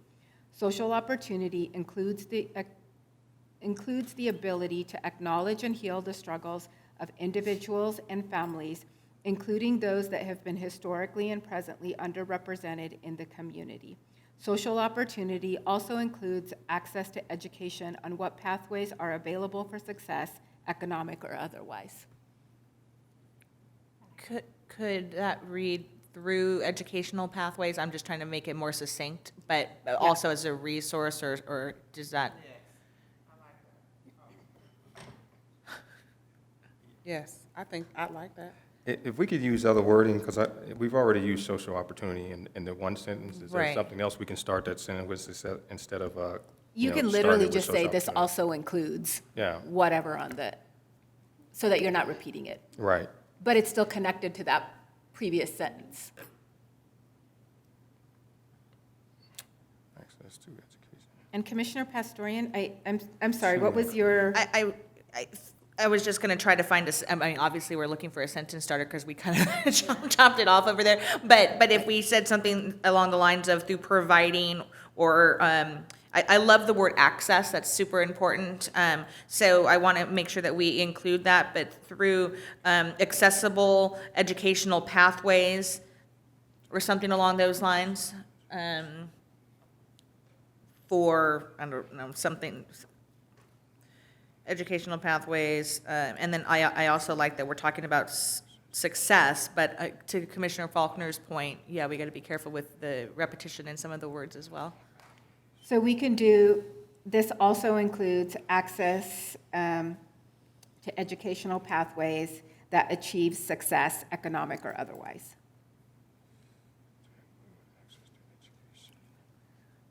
Can you read it again? I'm sorry. Randy, Okay. And it's super. thank you for doing what you're doing over there. It's appreciated. So you had mentioned that you wanted to you appreciated the word access and you wanted to consolidate educational pathways, Yes, correct? correct. Okay, so how about, remember the sentence says, social opportunity includes the ability to acknowledge and heal the struggles of individuals and families, including those that have been historically and presently underrepresented in the community. This also includes access to educational pathways that achieve success, economic or otherwise. You can even say, this also includes access to educational pathways that achieve economic or other success. Because it wasn't just about the economic success, right? Yes, overall success. It's Right. overall, It's overall, it's correct. everything. Right, right.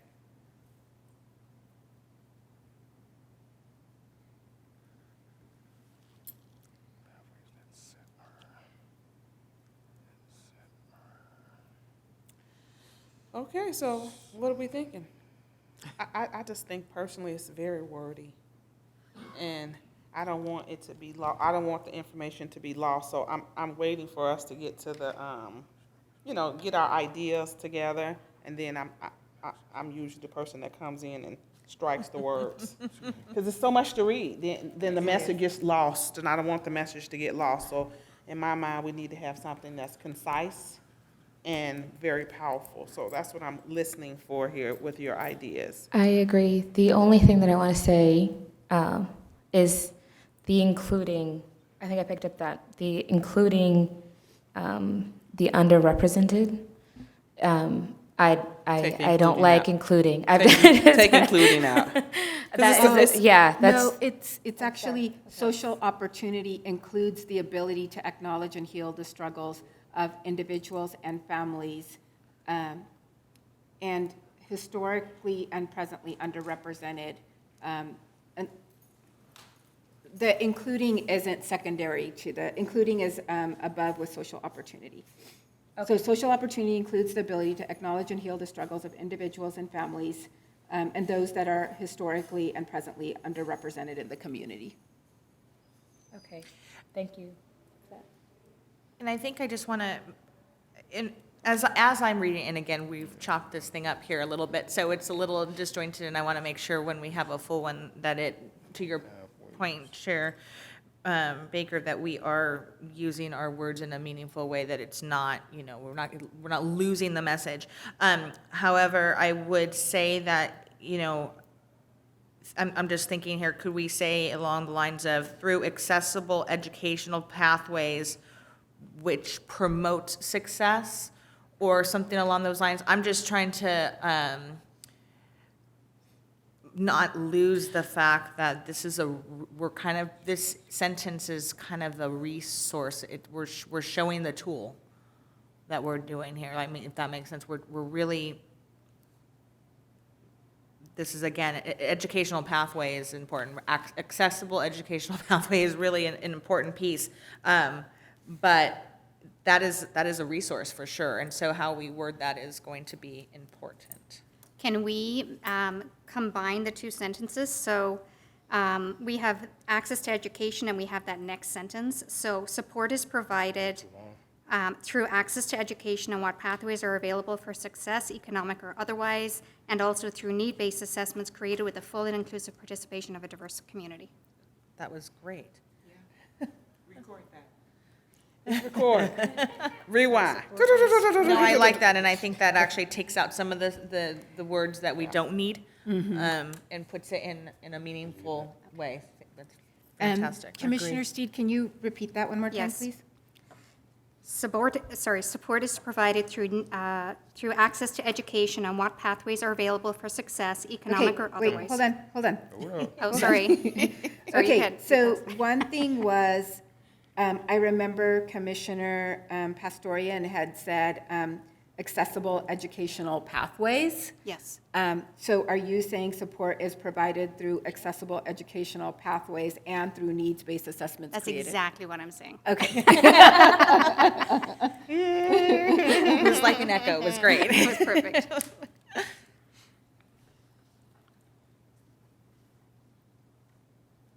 Okay. I want to make sure that we're all on the same page here and that I'm not missing anything. Okay. Support is provided through accessible educational pathways and through need-based assessments created with the full and inclusive participation of the diverse community.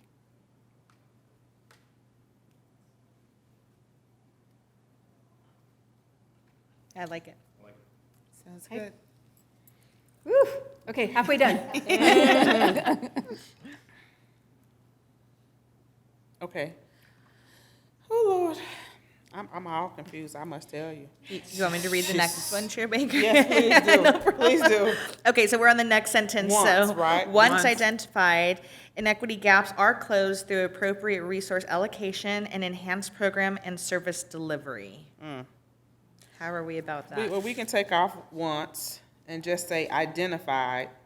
No, I think we need As ones. identified, Yeah, we or need something else. we have, yeah. I think I'd like through appropriate resource allocation, comma, enhanced programs and service delivery, Right. instead of two ands. Can you repeat that again? Sorry, Yes. Commissioner Steed. Once identified, inequity gaps are closed through appropriate resource allocation, comma, enhanced programs and service delivery. So we're adding an S at the end of programs, right? Yes. Got Okay. it. And service delivery. Okay. So once identified, inequity gaps are closed through appropriate resource allocation, comma, enhanced programs, comma, and service delivery. Yes. Okay? Okay? Would you like me to? Yes, please. Policies are regularly reviewed and updated to ensure community satisfaction and high quality of life remain at the forefront. I'm just stopping at every sentence I just for our just review. like, I prefer if this is about our city, that it says our policies. So our policies are regularly, I do like that. So as a reminder, this is going to be incorporated in the QLMP, and the QLMP is written in not a first-person type thing. It's written, so this is written in a style that matches the current Gotcha. QLMPs. okay, so leave it as policies are, okay. Okay. Can we add, I'm sorry, because it says policies are regularly reviewed and updated to ensure community satisfaction and a high quality of life remain at the forefront. Can we add something in there that says something about fair treatment, like maybe policies are regularly reviewed and updated to ensure fair treatment, or something, community satisfaction and high quality of life remain at the forefront? I'm not sure if that's too wordy, but I just wanted to make sure that was in there somewhere. Could that, and I'm just throwing it out there, could that be potentially something that is incorporated into the measurable goal towards the bottom? So, you know, I don't know, I haven't gotten that far. Okay, I know me either. But I'm just Okay. wondering as we go, because I do Okay. like what you were saying, I'm just wondering if that's not something that could be placed in that portion. Okay, I'll make a side note. Yeah, if you make, that'd be great. Reads fine to me. So, I'm sorry? I said that sentence reads fine to me. And then it says, such an environment fosters a sense of belonging. So, okay, so I'm trying to understand, as you said, the tense that is written. It just seems so many words. Like, to me, can we just say, see, such an environment. I guess what I want is sentences that pretty much can stand on their own. I almost want to remove that such an environment, but maybe fostering an environment. So you put that fostering, environments right, of belonging. It ain't even a sense of belonging, but Right. of belonging. right. So we just kind of cut out that, so we're moving environment over, so we keep that, we're keeping that piece in there, but kind of making it more focused in how it reads. Chair Baker, you can, if you want the standalone sentence, you can say an equitable environment fosters a sense of belonging. Yes. Okay?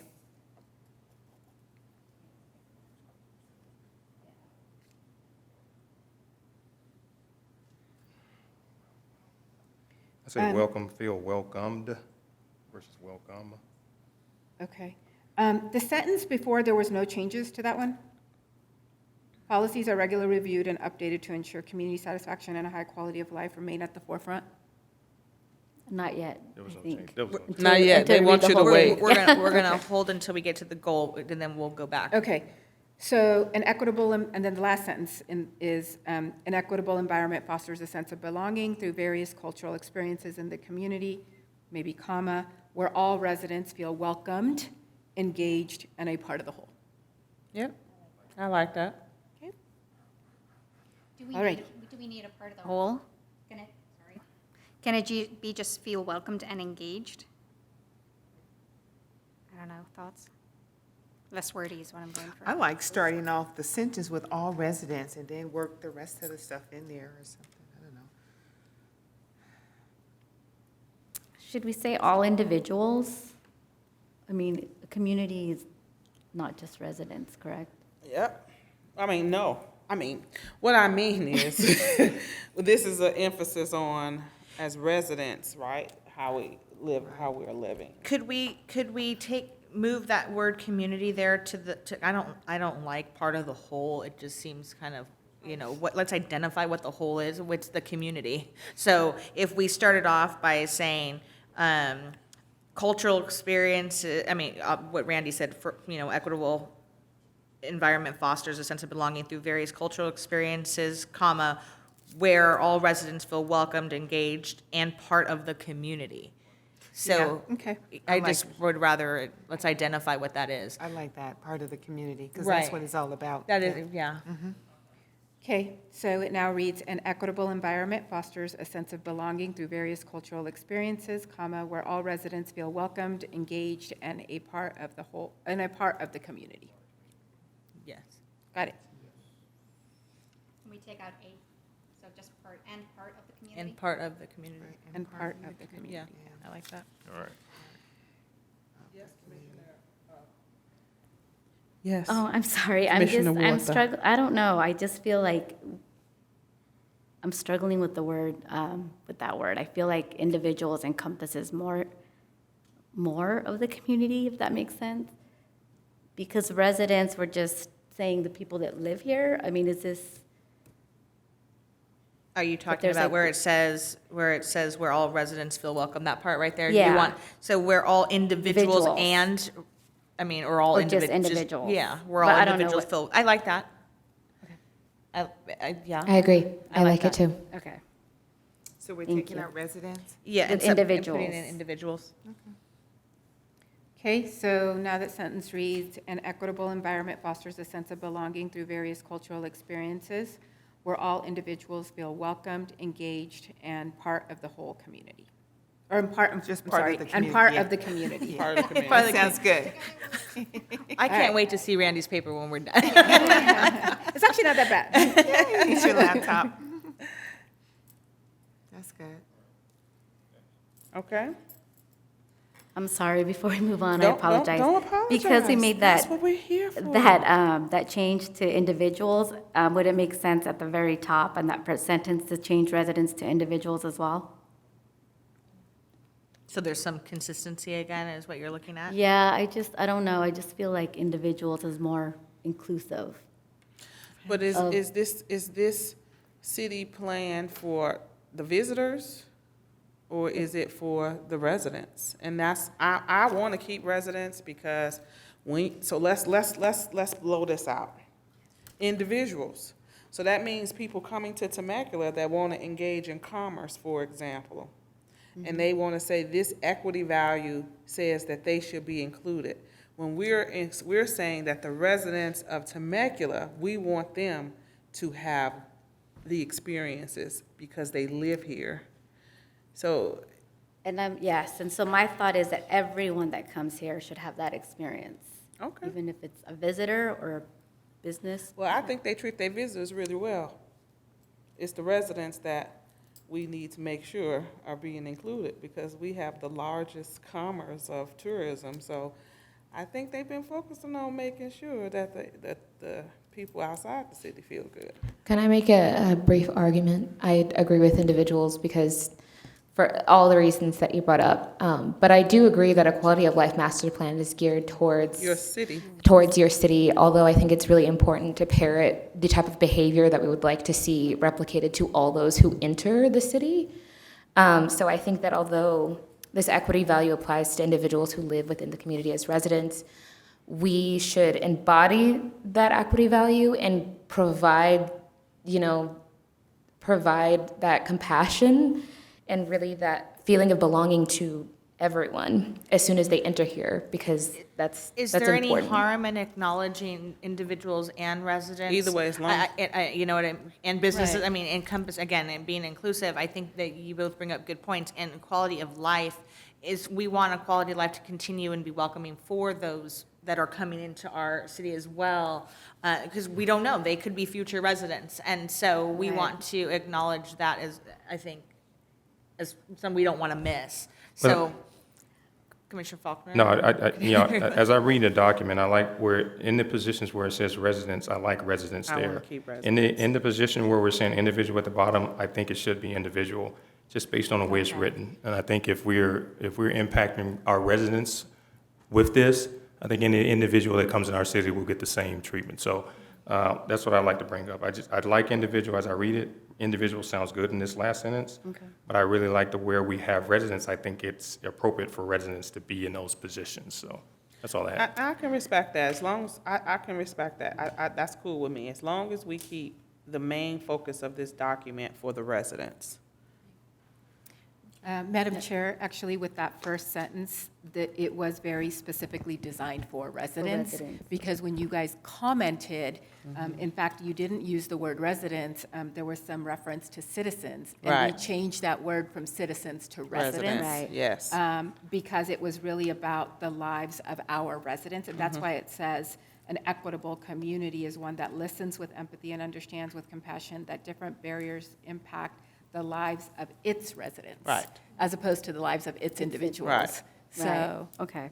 No, I appreciate that, yes, and I'm comfortable with changing it at the bottom, if you all are comfortable, to individuals. I like the change at the bottom. Yeah, and I think I was just struggling with it because I know sometimes individuals interpret residency or citizen as something else. A barrier. Yes.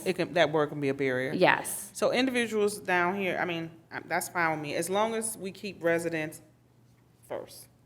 Okay. Okay, so can you read us what we've proposed, please? all right, we'll give it a shot here. All right, so an equitable community is one that listens with empathy and understands with compassion that different barriers do impact. Do you guys just want to get rid of the do and just say that Yes. different barriers impact the lives Yes. of its residents? Yes. Okay. An equitable community is one that listens with empathy and understands with compassion that different barriers impact the lives of its residents in a variety of ways. To minimize these impacts and remove barriers, specifically tailored tools and resources are provided to residents and businesses, ensuring that social and economic opportunity is achievable for all members of the community. Social opportunity includes the ability to acknowledge and heal the struggles of individuals and families and those that have been historically and presently underrepresented in the community. Support is provided through accessible educational pathways and through need-based assessments created with the full and inclusive participation of the diverse community. Once identified, inequity gaps are closed through appropriate resource allocation, enhanced programs, and service delivery. Policies are regularly reviewed and updated to ensure community satisfaction and a high quality of life remain at the forefront. An equitable environment fosters a sense of belonging through various cultural experiences where all individuals feel welcomed and engaged and part of the whole community.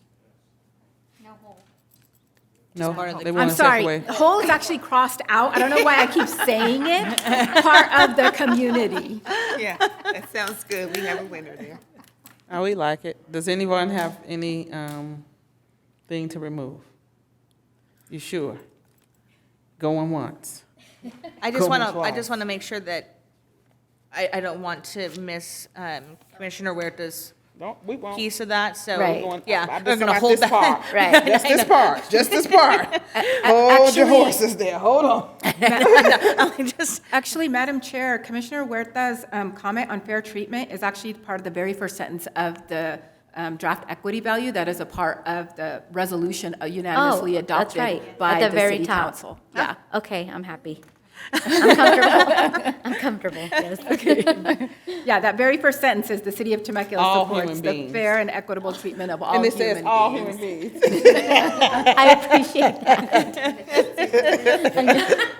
They talk about the animals, but they said all human beings. Well, you know where I'm coming from, like Yes. residency, citizen. Yes. It can be. It's a interpreted it's a differently. barrier word. Yes, so I just want to make sure that if somebody's reading this, it's inclusive of Yes. everyone, so, Equitable to all Yes. human beings.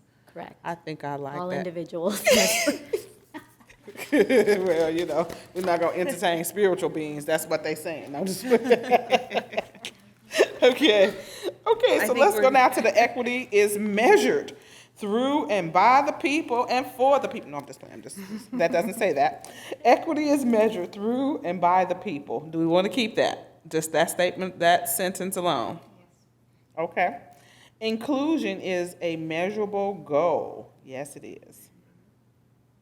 Whether it is quality of life measurement through a survey, community engagement metrics, and annual reports, or a number of participants in a specific program, qualitative and quantitative data is the key to accountability. This is a mouthful. Whew, let's stop. How do you all feel about that? I think it's a lot. I think it's a lot. Took And my breath away. yes, and you had not even finished. Yes. Yes, no. Was I stating the obvious? Sorry. No, I do think that it's a lot. I specifically am stuck myself on the qualitative and quantitative data is the key to accountability.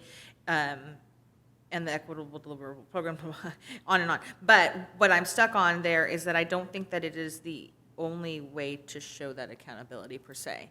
And so I feel like there should be another, it's not just qualitative and quantitative data, it's kind of what we see. Some things are not necessarily all about the data, but it's how we see our community, and I'm not sure how to word that, or if you're picking up kind of what I'm putting down there, but I like I said, it's just, that's the part where I'm personally stuck on those words. Can I add to your point? I share that sense of kind of confusion. I'm wondering if that's being addressed in that first line, the equity is measured through and by the people, if that's offered as like an alternative to just qualitative and quantitative data. But then again, it's saying inclusion is a measurable goal. I think what again, I'm kind of going through it, so bear with me as I'm kind of speaking what I'm feeling. The first paragraph in here is what we have done, and the words and the language that we have used is very meaningful, and as you brought up, Chair Baker, in the beginning, and it is something that we are striking at the heartstrings of our residents. We are talking about those emotions and those things that, that are really going to tug at our heartstrings for our community. And then we immediately go to the measurable piece of it. And while I completely understand measurable goals, there is no heart in that. There is no anything in how we're measuring that. It is simply data and matrix. And I'm struggling with that piece of it. Does that make sense? Yeah, actually, Commissioner Pastorian, so again, if you have taken a look at our existing core values, they are written in a form that is what is it, why is it important, and how is it measured? Mm-hmm. So and that's why it's sounding kind of a little data-y, for lack of a better word. No, and there's no little about it. And that's where I think that there needs to be maybe a little, I completely understand why, but if we can use some wording that it's not just in the data, it's also measurable through, right, exactly, what we're seeing out, engagement, period, right, I like community engagement, comma, like maybe we don't need metrics in there, like, because we're kind of getting that matrix in the qualitative and quantitative data. Does that make sense? Actually, you can say community engagement tools that offer qualitative and quantitative feedback. Perfect, and I like that. I think that your word, Commissioner Steed, of participation is also important. And I see it participants, but I like participation with engagement. It just sounds a little bit less. I don't know. It sprinkles in a little more feeling, I guess, and how we're measuring that as well. I think looking at our residents and how they are coming out to participate and be engaged in these things while we are collecting data, it's also about how they are feeling about those things, why they're there. Are they coming to have a cultural experience? Are they coming to have that being part of the community? It's all about the numbers here, but I do think there's it's about happiness in a way, right? Quality of life is not just in the numbers, but it's measured by, through happiness, and I want to make sure that we acknowledge that piece of it in some way. So, if I may jump in, Please. When you talk about qualitative and quantitative measures, most of the things that we define here fall in line with that. We don't need to spell it out. When you talk about community engagement metrics, when you talk about annual reports and number of participants, that all falls up under either qualitative or quantitative measures. Right. Do we really right. need to spell them out? So I took a stab at it. The key to accountability and the equitable delivery of programs and services to the community lies in specific and directed qualitative and quantitative data targeting equity within the community. I like that. I think you've kind of whittled it down. I think I want to incorporate engagement and participation somewhere in there. Community engagement. Community engagement and participation of our residents or something. And I think that helps. Yeah, I agree. I think that goes along with the happy feeling Yeah. when individuals participate and engage. Yes. Then that Right, that's proves that telling, we're that's, doing. right, that's Yes. proving, yeah. We're doing that something That's the right. measurable And piece of that that. we're doing it. We're engaging. And because I like starting, because you want to hit the hammer, right? The key to accountability. I think the Yes. sentence should start there and then lead into those measures. Because we want to make sure they know that the key to accountability and equitable delivery is this. So I don't know your thoughts about that, but I think just starting with that powerful statement and then going to what they are, I think reads smoother to me compared to this long sentence right now. Okay, so we're keeping the first two sentences the same. Equity is measured through and by the people. Inclusion is the measurable goal. The next sentence starts with, the key to accountability and equitable delivery is Community engagement. community engagement. And participation? And participation. They want to add community engagement and participation. And what else did you say, Commissioner Faulkner? I'm just having a hard time because if we say, are we going to use qualitative and quantitative data in that sentence? Because if we're going to use those, do we really need to define out all the rest of the metrics and measures we're going to be using? They fall, annual reports, community engagement metrics, participants are measured through quantitative and qualitative data. Are we saying we need to define out each one of those metrics we're going to use in that No, sentence? no. Or can No. we just, No, you can we don't- just focus in and shorten this and say qualitative and quantitative data? Knowing that all those reports that we read in here, surveys, community engagement metrics, annual reports, number of participants, all fall up under qualitative and quantitative measures. I'm in agreement Surveys. with Commissioner Faulkner on It that. doesn't, you don't need to spell it out. I mean, it falls up under those, the data you're going to pull is either going to be quantitative or it's going to be qualitative. Right. Okay, so the sentence would read, the key to accountability and equitable delivery is qualitative and quantitative data. Well, I don't know what the other commissioners, so, I kind of kept the key to accountability and the equitable delivery of programs and services to the community lies in specific and directed qualitative and quantitative data targeting equity within the community. Or targeting equity, however you finish that sentence up, but. Yeah, okay, so the key to accountability and the equitable delivery of programs and services to the community. I would say take that community out right there. Say programs and services lies in specific and directed quantitative and qualitative data targeting equity within the community. So I don't want to repeat community twice. Okay. Chair Baker, I know you mentioned community engagement and participation. Yes. I'm just going down to that next sentence too, so perhaps we can put community engagement and participation, fit it in there as well, The last part of your sentence, Commissioner Faulkner, equity within the community. Sorry, can you repeat the last part of it? Lies in specific and directed qualitative and quantitative data targeting equity within the community. Can we switch out equity for diversity? Does that make sense? Or how about targeting belonging or include, because, I don't know. Because include, need it's that? an equity value, I don't know, don't start. I No, know. we could we can cut it off at qualitative and quantitative data. Yeah, because otherwise you're getting at the same And we number can, of we can words, split, right? and you can cut that back piece off, yeah. Yes, So- so many ways you can collect data. Yeah. Yeah. And we described it all by just referencing qualitative and quantitative. Yeah. That's, Yeah, you that's can cut that, everything. yeah, you can cut that back end off, yeah. So Quantitative the data. key to accountability and the equitable delivery of programs and services is, Lies in specific and. oh, and- okay, and- so there's no is. Yeah. So lies In specific and directed qualitative and quantitative data. and directive, qualitative and quantitative data. Okay, I want to make sure I got this. The key to accountability and the equitable delivery of programs and services lies in specific and directed qualitative and quantitative data. Yeah, that's what I had. That's just a draft, commissioners, you can beat it up.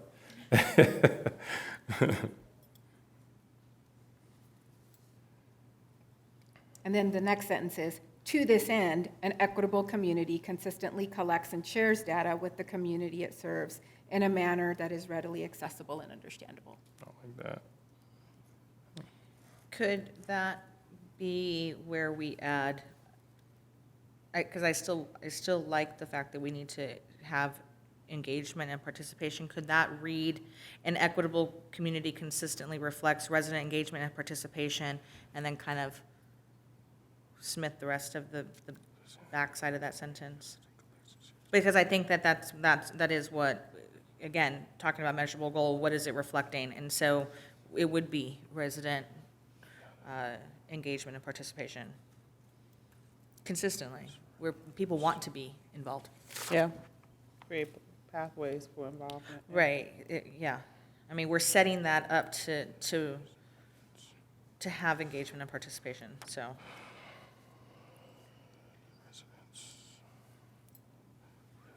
Okay, so to this end, an equitable community consists, Do we need to this end? Randy? No, I'm you just don't think- have to. Yeah, let's just take Yeah. that out, and I would say an equitable community consistently reflects resident engagement and participation. reflects resident engagement and participation.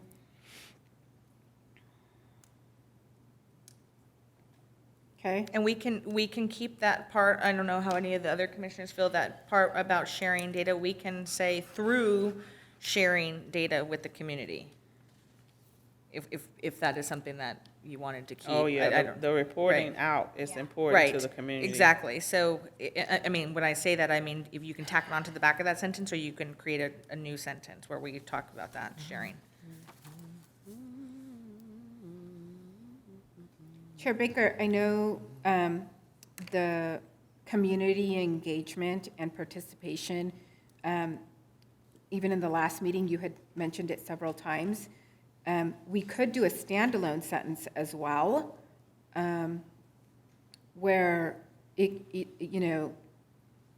where we could say, in an equitable community, there are high levels of community engagement and participation, and Yeah. just make it a standalone. Yeah.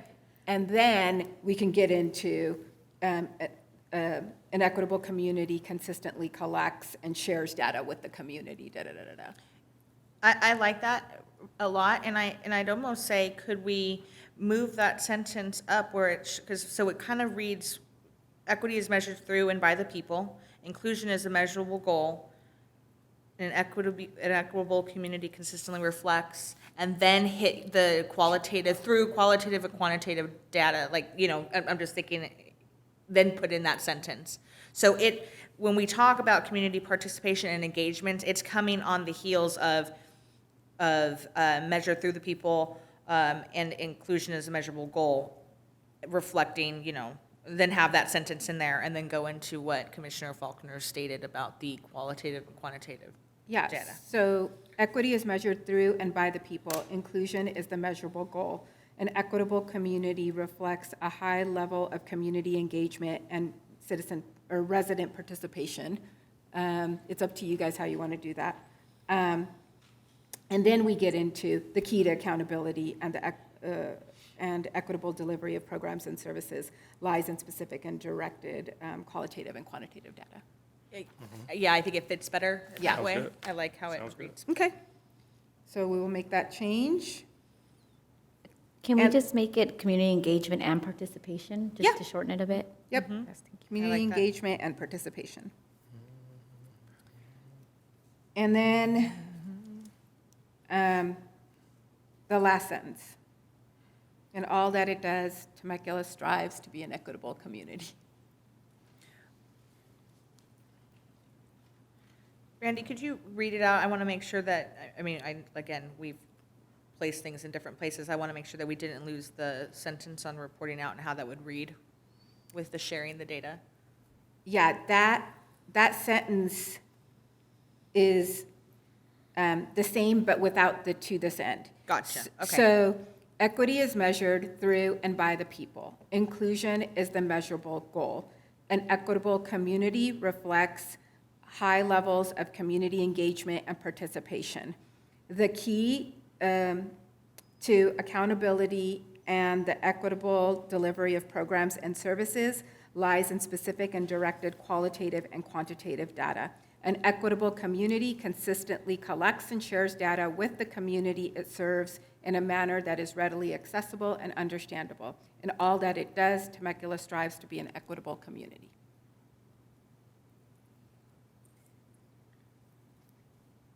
Can we say Temecula continues to strive to be an equitable community? Yeah, because the way it's written, it looks like we're not. Could we say for all at the end? Okay. So in all that it does, Temecula continuously strives to be an equitable community for all. Yes. I like that. Well, we all like that. Well, look at that. You got an amen corner over here. Yes. All right. Okay, so one more time from the top. One more time from the top. Take it from the top, Randy. Lord. Okay, One last time. one last time. Here we go. Listening? All right. Did you want me to read that part? Yes, about- please. Okay. I just want to see how You it want to just feels. hear it? Yes. Okay. The city of Temecula supports the fair and equitable treatment of all human beings in a just society. The city recognizes the role it plays in fostering a healthy and prosperous environment for all residents of Temecula and commits to the meaningful advancement of equity, diversity, and inclusion in its community dialogue, services, programs, and policies. An equitable community is one that listens with empathy and understands with compassion that different barriers impact the lives of its residents in a variety of ways. To minimize these impacts and remove barriers, specifically tailored tools and resources are provided to residents and businesses, ensuring that social and economic opportunity is achievable for all members of the community.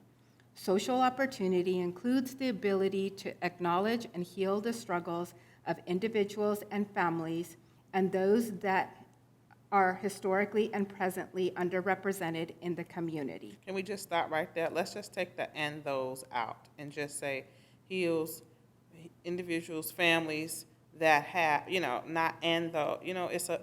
It was a break in it. I have my eyes closed just in case you didn't know. I'm Okay. listening for your Okay. cadence. Social opportunity includes the ability to acknowledge and heal the struggles of individuals and families.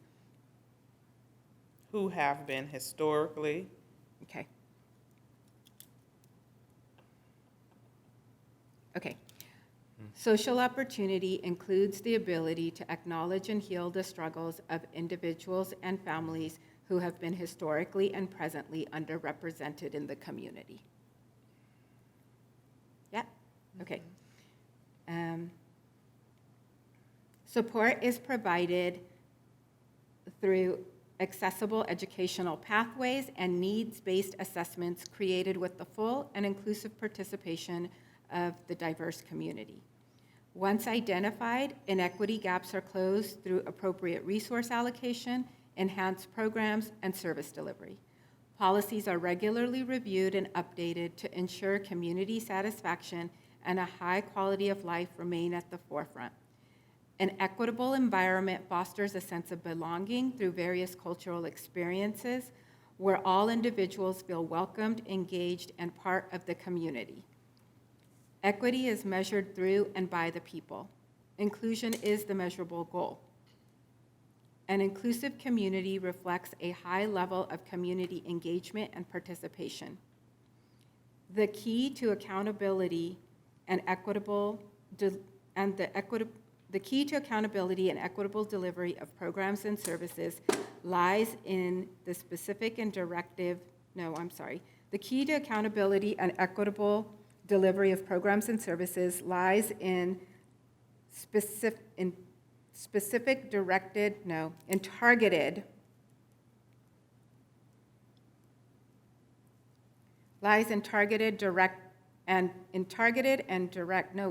and direct. Sorry, Commissioner Faulkner. Nope. The key to accountability and equitable delivery of programs and services lies in the specific and directed qualitative and quantitative data.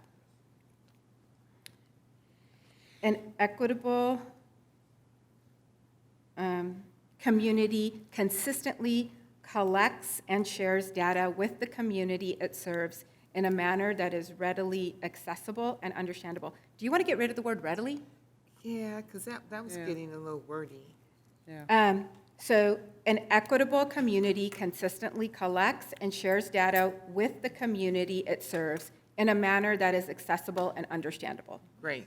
In all that it does, Temecula continuously strives to be an equitable community for all.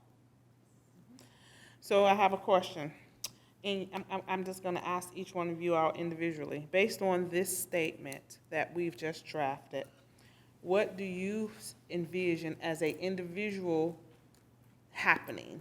Is it, when you hear that, do you feel like, yes, I like what's happening? Because what we just put together is something that we should be able to see in action. So you unmuted yourself, Commissioner Steve. Go for it. Commissioner, just getting ready. Okay, so I actually wrote this down while we were going through the 3 paragraphs because it's like we're putting together a playbook. This is how we want to play. This is how we want it to be. And so we're just putting into words what that is going to look like. So I love it. I think it's great. What about you, Commissioner? I think we have incorporated everything that we're really trying to say. If our community and our residents read this, they're going to know that we put a lot of effort into this and a lot of time into this. I think it stands for what we want it to. Yeah. Okay. Commissioner? I'm looking at you all instead of calling your name. I'm It's so fine. sorry. It's all right. Commissioner Wilson, Commissioner Pastorian. I'm just like, yes, go ahead, Commissioner. We're just used to something different. Give us the look, it's time to talk. I love what we have done here as a collective body that represents our community. And I think that we have put a lot of thought and care into the words that we have chosen to reflect equity and equity value in our community. I read this, and the way that it reads, if I were to not have helped draft this, and if I were to be sitting out there right now, I could sense the heart inside of this. And I think that this does embody exactly what it is that we had intended it to, and for our community and for our residents, this particular value would make me,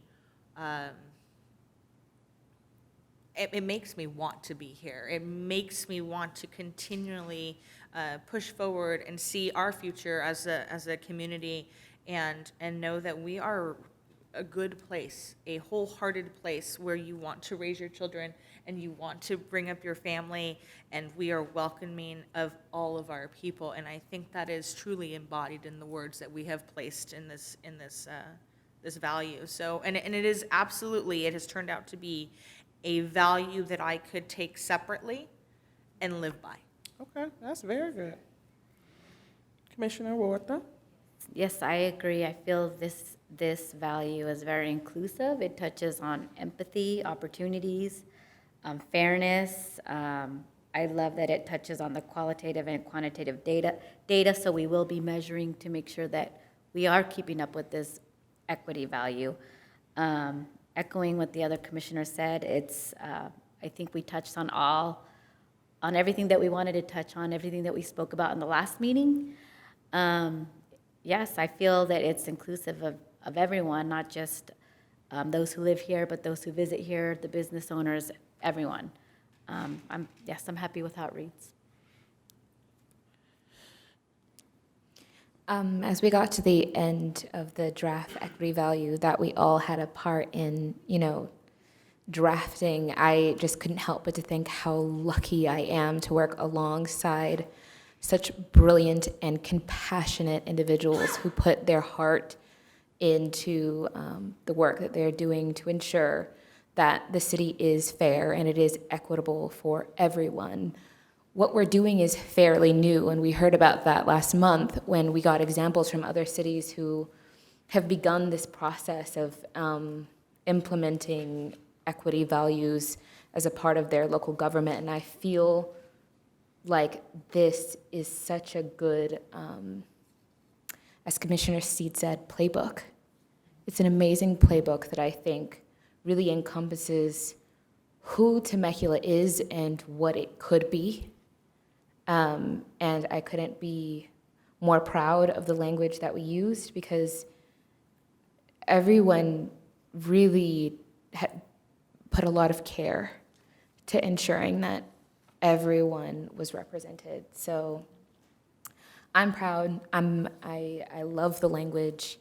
I loved the ability to debate how to make this better, this document better for everyone. That's an amazing thing to be debating about. Isn't it? Yes. Isn't it? That you are absolutely right. Yes. We're very fortunate, very lucky, very blessed to be in this position to where Good city, we can represent people in our community. So that's all I have to say. Thank you all. Commissioner Faulkner? Yes, Madam Chair, thank you for the opportunity. I don't know much more I can say based on what everybody else says. But when I read this and I look down the laundry list of things that we're looking at when we talk about race, equity, diversity, and inclusion, and I look at race, I look at religion, I look at gender, I look at the disabled, I look at the young, I look at the old, rich, poor, business owner, entrepreneur, veteran, and you read this, this equity value touches all of them. It's not anything that singles out any one specific thing, but it's inclusive of everyone. So as people read this, they're not going to say, okay, this equity value is about race. It doesn't read anything about race. Well, let's just focus on, the veterans or whatever. It doesn't focus on that. It's a overall encompassing, inclusive document that really focuses on and directs our attention and the city's focus towards equity, and that is all inclusive of all those different, individuals and people within our community. So I like it. I think it reaches what we need to reach. And I like it now, but when Randy puts it all together, put on paper, we'll see if all of us don't come back and say, well, why don't you put that word there? But I think it's a great document, the way we've changed the way it reads, and I think it encompasses everyone who may feel disenfranchised or underrepresented or feel like, and again, with the overarching theme of, do I belong in this community? I mean, because we can do a lot of things and center around, equity and inclusion, but if an individual doesn't feel like they belong, then we've missed the mark. So I think it's genuine. I think it's on point, and I think we spent a lot of time having a conversation to get it right. So I like it. Thank you. Thank you.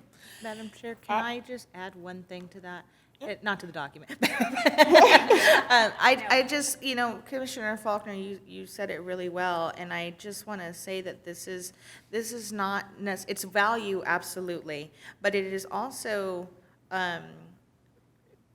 it gives us a resource and a solution to a problem. And that is, I think, one of the biggest things. It provides a fantastic resource to getting where we need to be. and through accessible educational pathways. And we are talking about setting everyone up. It doesn't matter who you are, where you come from, or anything of those things. Barrier-free, right? All of those things, providing opportunity here in this beautiful city that we all call home. We get to call home.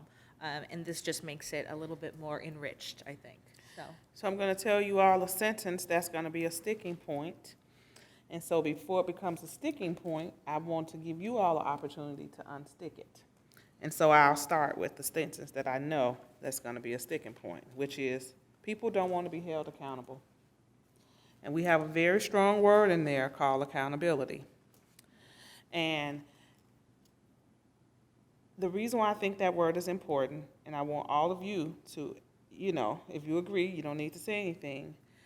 That word needs to be there because once we set this, then how do we go back and see it? How do we go back? And so we're telling our city, not only do we promise this is what we're going to include you in and this is what we're going to strive for, we're saying as a city, we're going to be accountable to you. We're going to be accountable to you to uphold these things concerning your quality of life, because this is the quality of life plan. So when we lose our way, because we do, we're human, we're people, we're communities, we can point back to this, and then it holds us all accountable to a collective lifestyle, behavior, and truth. And the truth is we want an inclusive community, and that we won't tolerate people not being included. That's what this also is saying, that we're going to hold ourselves as residents and as a city accountable to be inclusive, to be equitable. That's why this is important. So I just want to make sure we acknowledge that because, people are rebellious. Let me just tell you, in their nature. And when people feel like they're adults, it's like, well, who are you to hold me accountable? But this is a standard for all of us to be held accountable to learn and grow. And when we know better, we need to be held accountable to do better. So if I find out that you've been underrepresented and you bring that to the city, I believe that the city has an accountability to its residents to hear them, to do something, and to engage. And that's what why that word accountability is in there. Does anyone disagree or have another thought about that? I truly agree because I think these values are in place for a reason. So like you said, we need to listen, we need to understand, be empathetic, but we need to also react according to these values that we have in place. And that's the whole purpose of sitting here, putting them together, and doing that. That's what we owe that to our city, to be transparent. Yeah. Any last thoughts?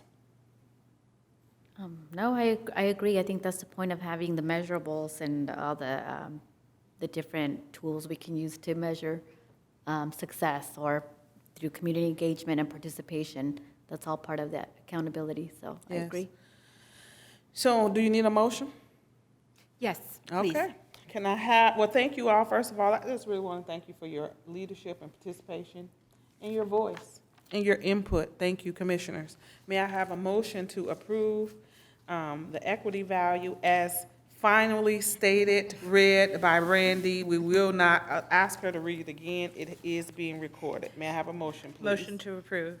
May I have a second? Second. Erica, would you do roll call for us, please? So again, the motion by Commissioner Pastorian, and the second was from Commissioner Wilson. Commissioner Wilson. Roll call vote, Chair Baker, Aye. Commissioner Faulkner, Aye. Commissioner Harris, Aye. Vice Chair Huerta, Aye. Commissioner Pastorian, Aye. Commissioner Steed, and Commissioner Wilson. Aye. Thank you. Thank you so much, Randy, and to your staff. Would you thank them on our behalf? Very good work. Thank you for capturing our ideas, and thank you for helping us to wordsmith it here today. So thank you so very much. Thank you, commissioners. Great job, great job. Okay, so let's move on to the recommendations for the commission to provide general recommendations. Oh, we did that part. 3, I receive a presentation on local redistricting efforts and to provide a general recommendation regarding public engagement. Randy? Yes, ma'am. So Thank you, Chris. On that last item, thank you so much for your patience as we were recording all of it. And Commissioner Faulkner, I can assure you I will listen and re-listen and re-listen to make sure that we have this right before we move it forward to BRC. Okay, so this particular item, we are actually making our stop at all of the boards and commissions, the city council, to kick off our local redistricting efforts. So Chris, next slide, please. So as you may be aware, our office holder elections for the city are held in November even-numbered years. Back in 2017, we went ahead and transitioned from at-large districts or at-large elections to district-based elections. So before, all the residents used to elect at-large all of the council members. Since 2017, when we went ahead and adopted that ordinance, now the residents of a particular district elect their representative directly. So in 2018, we held the first district elections for districts 1, 3, and 5. And then in 2020, we went ahead and held our first district elections for districts 2 and 4. So nobody is serving at large now, everybody is by district. So every 10 years, we actually use the new census data to go ahead and redraw the district lines. The reason for this is because we need to reflect how local populations have changed over the last 10 years. They're drawn in a way that is substantially equal in population to make sure that council members are representing about the same number of constituents. This is all done pursuant to federal and state law. Next slide, please. So with respect to redistricting in Temecula, the city council is actually responsible for approving the local districts, the final local districts. We do use a consultant demographer that uses a software system that inputs all of the federal and state data requirements and then generates draft maps. Residents can also submit draft maps, and the city council considers all of the draft maps and then goes ahead and adopts a final district map. The census data is expected by the state on or before September 30th. It is delayed, so that is what is making redistricting somewhat challenging for all of the cities, counties, special districts, school districts. Everybody has to redistrict. The adjusted data for Temecula is expected a few weeks thereafter, so hopefully we'll have it by the end of October. For Temecula, the redistricting has to be completed by April 17, 2022. So that only gives us about 5 months plus during the holidays, and there is a ton of things we have to do in the process. So with respect to federal redistricting criteria, we have to make sure that the districts are equal in population, adjusted obviously by the state to assign incarcerated persons to the last known place of residence. We have to make sure we follow all of the Federal Voting Rights Act criteria. We have to make sure that the maps are not racially gerrymandering in any way. And then for the state, we actually have to do all of these things to the extent practicable in a good faith effort in the order that you see things. So we have to make sure that the districts are contiguous. So areas that only meet at the adjoining corners, or areas that are separated by water and not connected by a means of traverse, those aren't considered contiguous. We have to make sure that the geographic integrity of local neighborhoods or communities of interest are respected and in a manner that minimizes division. So the example that I like to give here is, for example, we have one mobile home park in town. We want to make sure that we are not dividing up that community of interest. We want to minimize impacts. We need to make sure that we are doing the districts, dividing the districts in a way that is easily identifiable along natural or artificial barriers. So major streets, highways, you don't want neighborhoods cut up into, small little streets that nobody knows where they are. So think big arterials. The lines do have to be drawn in a way that encourages geographic compactness. So to the extent possible, we want to make sure districts are together and not all over the place. And then obviously, the last one is boundaries cannot be drawn for the purposes of favoring or discriminating against any political party. So we are mindful about that as well. Now here's the process part, which is why it takes 6, 7, 8 months to do this. So there are a ton of new additional state requirements from the last time we actually went to districts. So in the last 2 years, we have had 2 major assembly bills that have passed, AB 849 and AB 1246. And based on those, we have to do a minimum of 4 public hearings, minimum. So we have to do additional workshops. We have to do public outreach, including to communities that do not speak English. We have to create a website that includes all the details about any process, timeline for those public hearings, when those public hearings specifically start. So when the city council is doing those public hearings, we will actually move those hearings up to start at 7 o'clock because they must start at the time indicated on the notices. We have to put out specific language in English and Spanish with respect to notices and agendas. We have to make sure all of the hearings are recorded. We have requirements for publishing draft maps for a certain amount of days. We have requirements for publishing the final adopted map for a certain amount of days.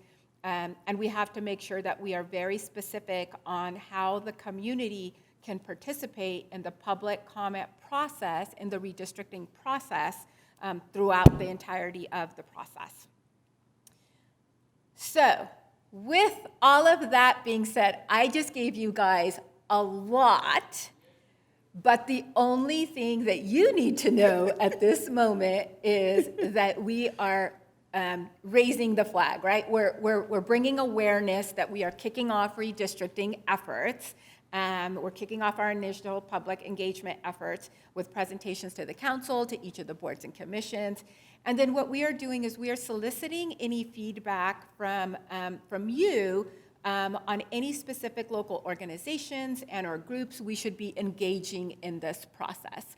So if you are aware of any particular groups in the community that we should be letting them know that we are going through this process, hey, make sure you pay attention to our website and everything else, to get that feedback from you, if there's anybody specifically we should be reaching out to. Now, I will tell you, we will be reaching out to NAACP, we will be reaching out to League of Women Voters, we will be reaching out to Mexican American Legal Defense Fund and LULAC and ACLU and all those typical folks that are already engaged in the statewide and local redistricting efforts. What we're looking for from you as community representatives is, do you know of people in the community that we should be talking to about redistricting? And so I'm sorry, Go ahead. Randy. What are they going to tell you? Like, tell me exactly what you need them to give you data on or input on. Yeah, so for example, I gave you the one example of we have one mobile home park, right? So we would identify that as a community of interest that we want to make sure they know that we are going through the redistricting process so they can come and advocate for their mobile home park to be in one district. If you know, let's say you know of a particular group that meets in a particular area of the community on a regular basis or whatever. Maybe there's a HOAs. That's a great example. So if you know of HOAs, we should be actually engaging HOAs. And letting them know that we're going through the redistricting process, and especially for the large ones that, like I think of Harveston. Harveston is on both sides of Date Street. We want to make sure we don't, we want to keep that community, that HOA together. Wolf Creek might be another one where it's on 2 separate sides or whatever. School districts or kids that go to a particular school or these types of things. Okay. A senior club, whatever you can think of that, and you don't have to just give it to me tonight. If you go home and you're like, oh, you know what, we should probably reach out to this group or that group or whatever, we can do that. Okay. So that's, I hope that answers the question, Chair Baker. Yes, I just have never been involved with redistricting, so I find this very fascinating. Like, so ultimately, you're going to collect data, and then that data is going to be aggregated, and then you'll determine the new lines of demarcation, or maybe continue to see if they're going to stay the same? Yeah, so we don't collect the data. The data Okay. is given to us by the census Okay. and the state. Okay. The adjusted data comes to us directly from the state once they've adjusted for the prison population and reallocated those addresses to the last known addresses. So then we'll get our adjusted numbers, and we'll go ahead and district based on those adjusted numbers. So i.e. 10,000, let's just say for, let's say we have in a city that has 50,000 for its adjusted. We would want to create districts that are roughly 5 districts that are roughly 10,000. And we would want to make sure that when we're creating those districts, that we're not splitting up any communities of interest to the extent possible. Okay, that makes sense. Thank you. Thank you for that You're very welcome. explanation. Well, this is fascinating. I just love this. So Randy, I may, excuse me, Madam Chair. I ain't mean to interrupt. Go for Yeah, it. I ain't in trouble. No, I'm That's just. okay. Go for it. Redistricting is a big thing. I mean, so the question I have is, how are we marketing, how are we communicating that to the community before we go into, I don't know that process. How are we marketing and identifying to them that this is coming? And how are we, getting out to those communities through redistricting campaigns, town halls, in specific communities to have that conversation, because it's like the REDI Commission, right? Like one of these speakers spoke about, a lot of people didn't know about you because I know we were created during COVID. That's why the word hasn't gotten out. But the fact of the matter is, this is huge. And it has to be communicated and marketed in a way other than, we're going to go out and find these groups, but what is the city doing in addition to what we're talking about now to get that information out, to have these targeted conversations with communities to let them know that we're going to be going through this process? Yeah, So that's a great question, Commissioner Faulkner. So as I mentioned, we are in our kickoff stage. So that public outreach piece, that is when we do everything. We do everything from, and depending upon how that particular community of interest receives information too. So it could be in-person visits to HOA meetings.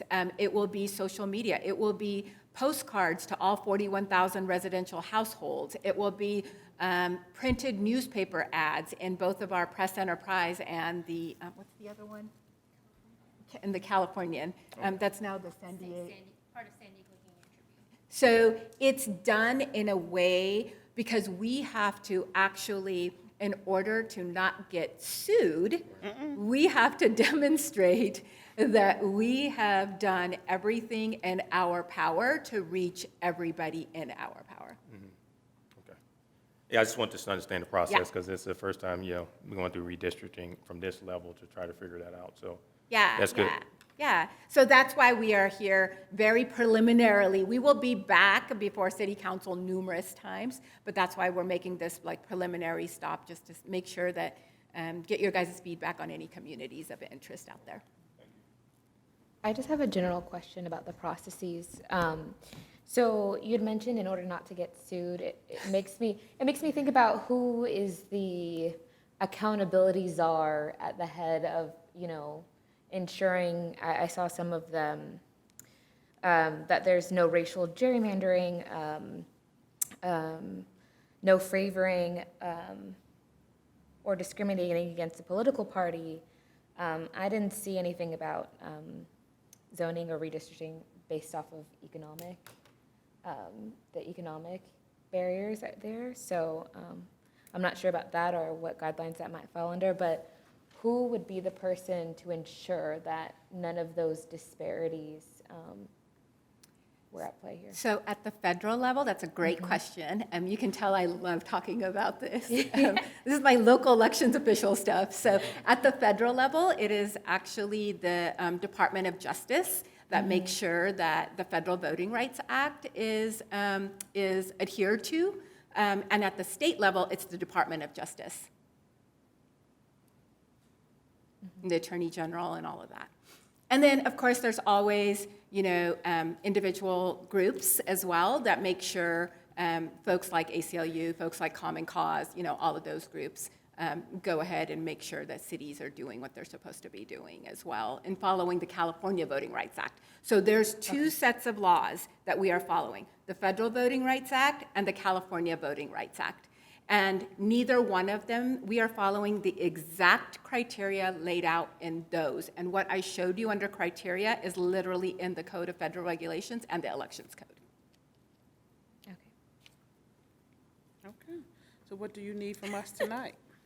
Just an acknowledge that you've engaged us to begin the process? Yeah, and if there's any other groups, Commissioner Wilson mentioned HOAs.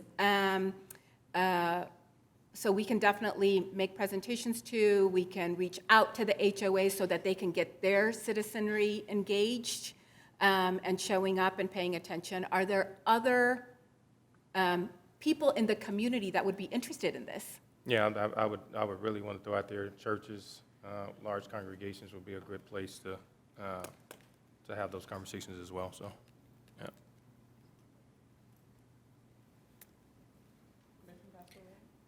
Yeah, I think one of the groups that would also benefit from having this information that could, feed it back out to where it needs to go would be our VFW posts and American Legion posts as well. Veterans of Foreign Wars. Everyone has their acronym, so I ask, because there's a lot of them. There's Commissioner?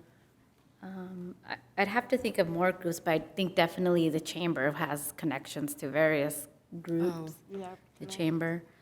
But other than that, I think doing workshops at like the library or parks or the senior center here at City Hall, Cal State San Marcos, or college campuses and the school districts, which you mentioned, I think would be great as well. I mean, it'd be awesome if we could host a workshop too. Question, for community events, both city-sponsored and just other community events, do we make information readily available to people that attend those events? So if the city's holding, like the Rod Run in Old Town, do we have a booth that educates people on the redistricting? I think that's a good opportunity. So we typically have like flyers and things like that. In the past, I've done a voter registration at Rod Run and all of that. So we will definitely take advantage of whatever city-sponsored events there are. Okay. And so will we have something that will clearly spell out what redistricting is and what we are not doing? So we can just make sure, okay, once we're done, we're looking to make sure that the community ultimately is evenly, as best possible, divided up within those 5 districts. Is that ultimately what it is? Mm-hmm. Okay. Well, that's simple. I mean, not simple to do, but it's a simple explanation of what's happening, but that's the whole point, to make sure that there's as much equal representation in a sector of town that's not divided, so, based on geographic lines.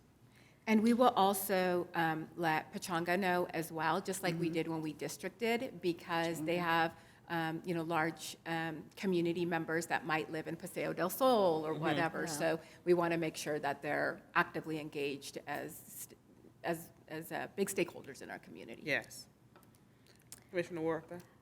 I just had a question. Will there be online engagement as well, where the community members will be able to go online to give their feedback on district lines? Yeah, so basically this is how specific the law got.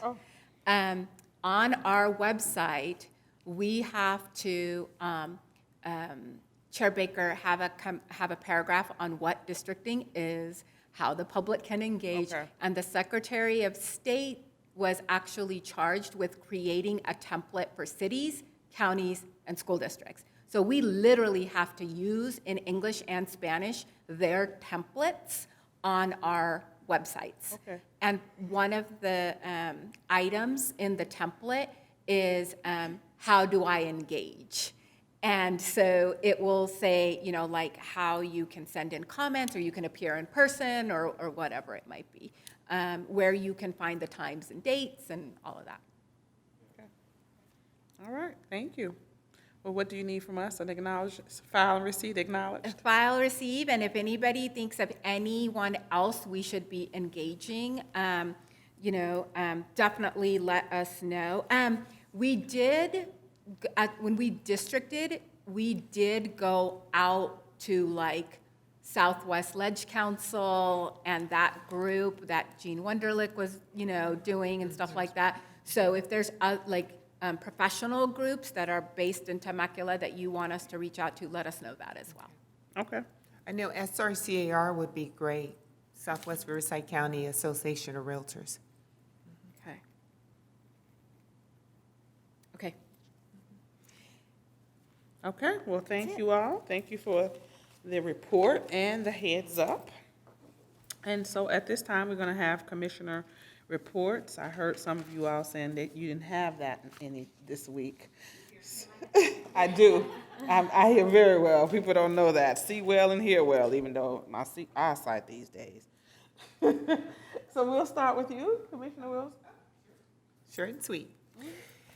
Well, there's been a lot that's going on, but my main focus is, and I know I heard the gentleman say earlier about the critical racial theory and why do we even need equity and why are we tearing it apart.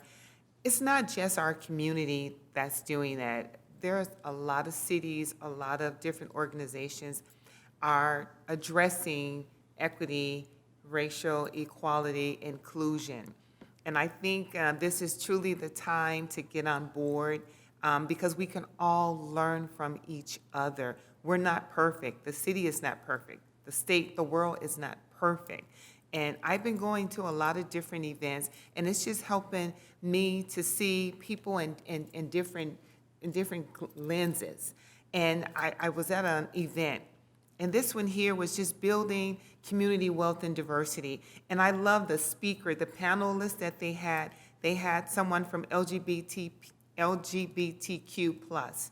They had someone from Asian real estate community. They had someone from Hispanic, African American. This is what we always should have been doing, having something that's been inclusive and not just one ethnicity. So I think we are on the right foundation, on the right path to start including everyone when we're having these events to educate people, whether it's on wealth, whether it's on finances, whether it's on real estate, or just a book club. We're having these conversations, and we're including everyone in them. So that's what I love about our REDI Commission, because now is the time. We're making an impact. We're making a difference. Yes, it's a little rocky because it's new to people. When things are new, they are resistant because they think you're coming in, doing something that everything is already fixed. We don't need you messing up anything. We're not here to mess up. We're here to make things better and to include everyone and let you know, we hear you. Those that are not speaking, we want to hear you also. You can be as loud as you want. You can be as quiet as you can.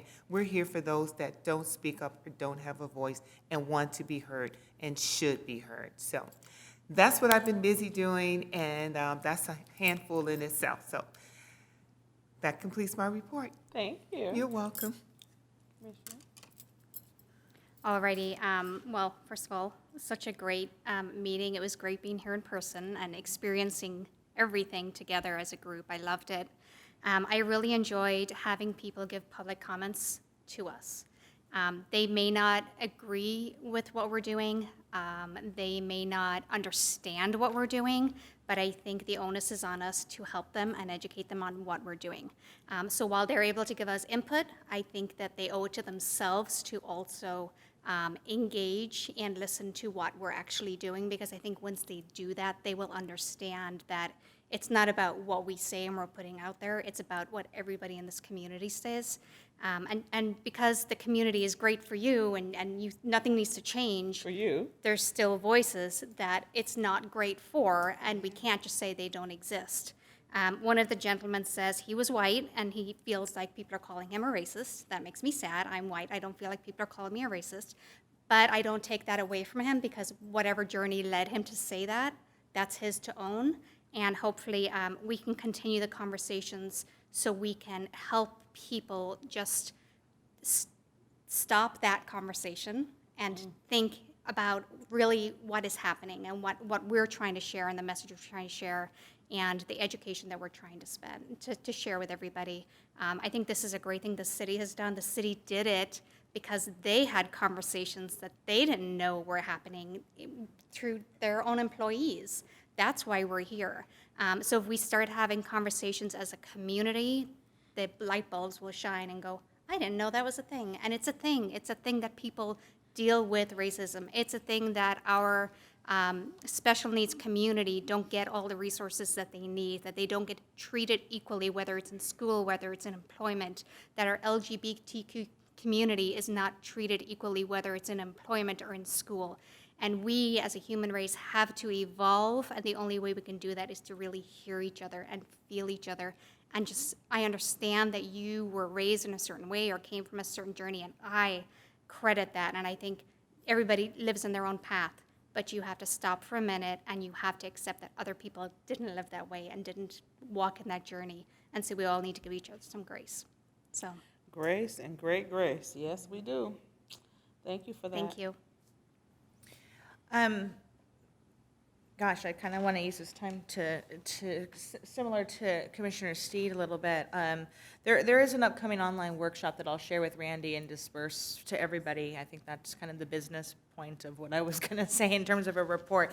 You know, we're getting back at a level of normalcy again, and being able to get out there, and I am definitely trying to use this time to do that and get out there. I've spent the last 4.5 weeks engaged in a youth camp with another organization that I am affiliated with, and I watched what was the most amazing group of diverse youth and bring their leadership to others. But what was also very interesting, and I want to make sure that we acknowledge, not just here, but publicly, is that our kids have experienced a trauma over the last year or so, and their interactions are struggling. Their peer-to-peer interactions are struggling, and their level of acceptance and tolerance has been impacted by that. And when I say that, it directly hits home for me, certainly serving on this commission. But it is very difficult to watch that type of injustice happen with our children. And that goes with special needs and acceptance of those. You can't always see a disability. Right. And that is something that it's also hard to engage. Those things, there are behaviors that come along with that affect people, and where we might normally have the grace that Commissioner Steed was speaking of, it's not there currently because it's lapsed. We have not been interacting, or our children have not been interacting the way they used to. But we're getting back at that, and we're getting, back into that level of engagement. But I think that it's incumbent upon us as adults to model and show them what we want in our community, what we want them to see. We want to have that grace, we want to have that acceptance, we want to have that tolerance, but we also want to foster the diversity and inclusion. And I want to take this moment and really challenge everyone who is visibly engaged with this commission or otherwise to model this, to be what it is that you want to see, the change that you want to see, be that change, right? It sounds cliche, but it's incredibly true, and go on this journey with us. I will tell you, serving and sitting in this seat, I am going on a consistent journey of my own self-discovery as it pertains to race, equity, diversity, and inclusion. And it is a beautiful journey, and I would challenge our public to go on that journey of not only self-discovery, but also within your family and family discovery. Take this adventure with us, because I think that the more that we can do that and we can collaborate and be united together in our purpose, we will find that we have more similarities than we have differences. And I really just can't help, but we are all connected through we're just all connected, but that is so important. And I just want us to be able and recognize as we move forward in returning to normalcy again, that there is a group of young people who need us right now to shed that light and show them the way for exactly what we're doing here and serving, and that is the inclusion, and again, grace, and having that and teaching that. So I just hope that everybody can hear that and take that message to heart a little bit, and whatever that is, if that's a smile to a stranger, then be the smile that that person needs. But it's in those little things that right now that we need to have compassion for one another as we re-enter our world as we once knew it. So with that. That concludes your report. Thank you.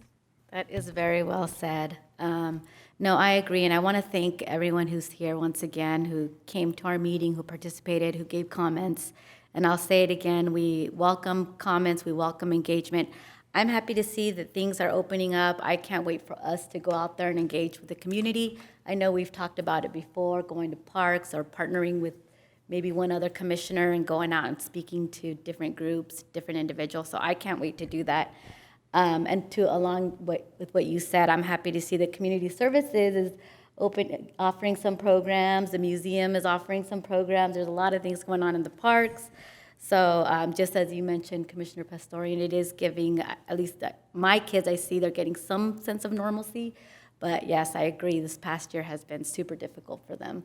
So I do want to give a shout out to the schools who did the best they can under those circumstances. Additionally, I just want to congratulate former Councilman Michael Nagar once again on his retirement. It was great to go to his park dedication. In addition, I want to thank city staff and all those involved with the fireworks, both here in the city of Temecula and Pechanga. It was a great time for the family. And also happy to see that that staff put on the virtual Juneteenth celebration, which is a month long. So that was really great to see as well.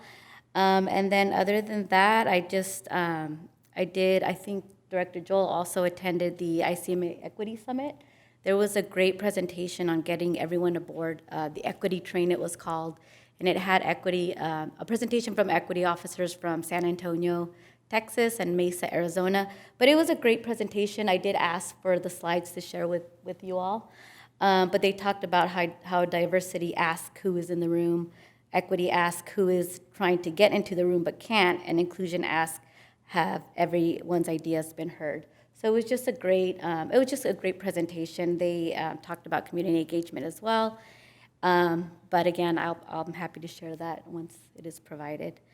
And I think, yes, other than that, I did get to go check out the inaugural Old Town Music Festival. I got to hear the mayor's welcome message, and she also sang, which was amazing at that event. But yes. What was that? She sang a song. I think she sang "God Bless America." No, where was it at? I'm saying. Stampede. Okay. Yes. So it was a great event. So. I don't never go to the Stampede. I mean, so, that was my first time. I'm just trying to see what's out here. It was my first time, but I know staff. I know staff help with that coordination. So it was great to get out again, to get some of that normalcy. But that concludes my report. Thank you. Hi, my commissioner report is going to be really short and sweet. I just wanted to say thank you to everyone who sat here and listened and engaged with us. It was amazing to hear public comments in person and also be able to work alongside my colleagues outside of being, virtual on the screen. It really does make a difference feeling your presence and also knowing that we're doing it safely. I absolutely adore that opportunity. I also wanted to say that the park dedication from Mike Nagar was absolutely wonderful. He is an amazing public servant, being able to see all the work that he did in the community and how I believe he said that he let Christ guide him, and that is really the start of all that he had done, and how it wasn't just possible himself alone to accomplish all the things that he did, but he had, hundreds of people helping him make this community better. And I absolutely believe it, because we're a really strong community who does want to make it better for everyone. I look forward to Friendship Park opening. That's really awesome. And I also enjoyed his three friends being very... And she moved her shoulders. I enjoyed his three friends. Oh, no. I think that, in these public spaces, Yes. sometimes watching public officials on the TV, sometimes, although it's very hard for him, you lose the humanity, and having Yes. his friends there, they're like, he's a real guy who had, Real life. an afro. An afro once, yes. It was a wonderful opportunity. Temecula is coming back and thriving, and it's amazing to walk through Old Town and see all of our businesses up and Opening. running again. I have been to the Stampede actually quite recently, and it's a wonderful, I think, part of Temecula culture. So I think it's great that we had the festival there. I did not attend. I'm still dealing with my fear of very, very large crowds, but I was so I'm with happy. you, sister. I was so happy to see that. I think it's a wonderful part of Temecula culture. And I also look very forward to engaging with the Temecula Museum and their second Saturday celebrations, I believe on the 10th. This Saturday, they'll be having a celebration of Canadian heritage, which I'm excited to be a part of, because I don't know a lot, and I'm always open to being educated and celebrating others. So I'm happy to be attending that, and I look forward to seeing the other cultures that will be celebrated. So that wraps up my report. Thank you. Commissioner Faulkner. Thank you, Madam Chair. Man, I ain't got nothing to say. Everybody don't say everything. Took the words right out of my mouth. Say amen then. Say amen. No, I ain't saying that. You know said better. you You know better than agreed. You that. said you No, that was a agreed. joke. That was a joke. But I just want to echo, that was a great discussion tonight, getting the equity value under control and having a good conversation and going back and forth, that dialogue that we need to have to make sure we had a good equity value on paper. So thank you for that. I want to thank all the citizens that came out today, the statements that were made, the public comments, they were great. It was good to see how people look at things from their lens. I had an opportunity to, I'm a 27-year Navy veteran. I remember going into the military, young African-American young man from Memphis, and, not knowing that I was going to have this diverse group of people I was going to be leading, and really trying to, push my values and who I was on them, and finding out that did not work. Finding out that I had to look at it through their lens and how I needed to look at them and treat them from their cultural background, their religious background, whatever. And really adjusting to that and having an understanding, having a conversation to get to learn to know them, so I can be able to effectively lead them. And I think that we have the opportunity within our city to have those uncomfortable conversations, and that's what they are, to really get to understand each other, to understand that my way of doing things is not always the right way, and I can learn from someone else. And it really starts by looking through the lens of other people that are not like you. I say that I had an opportunity to ride along with the Riverside Sheriff Department. That was a great experience. Got educated by one of their sergeants. She drove me around the city for, I think we did about 4 hours. We went up on an incident, and they handled the incident very well. She was explaining to me what happened. It had a DUI driver that they were taking care of, and it was great. They treated the person with respect and dignity. And, although they cried and boo-hooed, they still took them in. So you're not getting off. So it was a great experience with the Riverside Sheriff Department. Also, talked to the superintendent of Temecula Valley Unified School District. I wanted to have a conversation with her in regards to the things they're doing within the school district, around diversity, equity, inclusion, and they're doing some amazing things. She's got a lot of great things lined up for the Temecula Valley Unified School Districts, and it was a great conversation, and it's great to see the things they're putting into place to ensure that their education is centered around diversity, equity, and inclusion. So that was a great conversation. And last but not least, get everything. Yep. Last thing is, we were birthed in COVID. So which means that, we were developed, formed, forged in COVID, and we haven't had a chance to get out. And, and some of the public comments was like, people don't know what the REDI Commission is. And now that we're able to move around, I think we need to really engage our community, have conversation, and let them know what this really is. Because there's a false narrative out there about what we are and what we're here to do that we need to debunk. And really, because as you see the conversation about CRT, we've never said anything about CRT ever in any of our meetings. So I don't know how that gets associated. But the other thing is, as if one of the public comments was, and he had some good comments. I forgot his name, but he said, when I look at it, my community members look at your title. He didn't say anything about equity, diversity, and inclusion. They automatically go to race, and they figure out that everything we're doing. They forget about equity, diversity, inclusion, and they focus on the race piece. That's a part of the equity, diversity, inclusion as well. We got to look at the demographics of our city as well. So really need to talk to our citizens about how to move away with that and understand the all-inclusive title of REDI, race, equity, diversity, inclusion, is all tied together, and we need to walk in that way and to really educate them on what that means, and get them off of that race piece thinking that we're forcing something down on them that they feel we're marginalized down. And this title about anti-racist and all that stuff starts to come out. So I think we really need to engage our community, really get out there and have these conversations in our spare time to try to let people know what we're here to do and that we're here to do the work for all of our citizens. That's all I have. Thank you.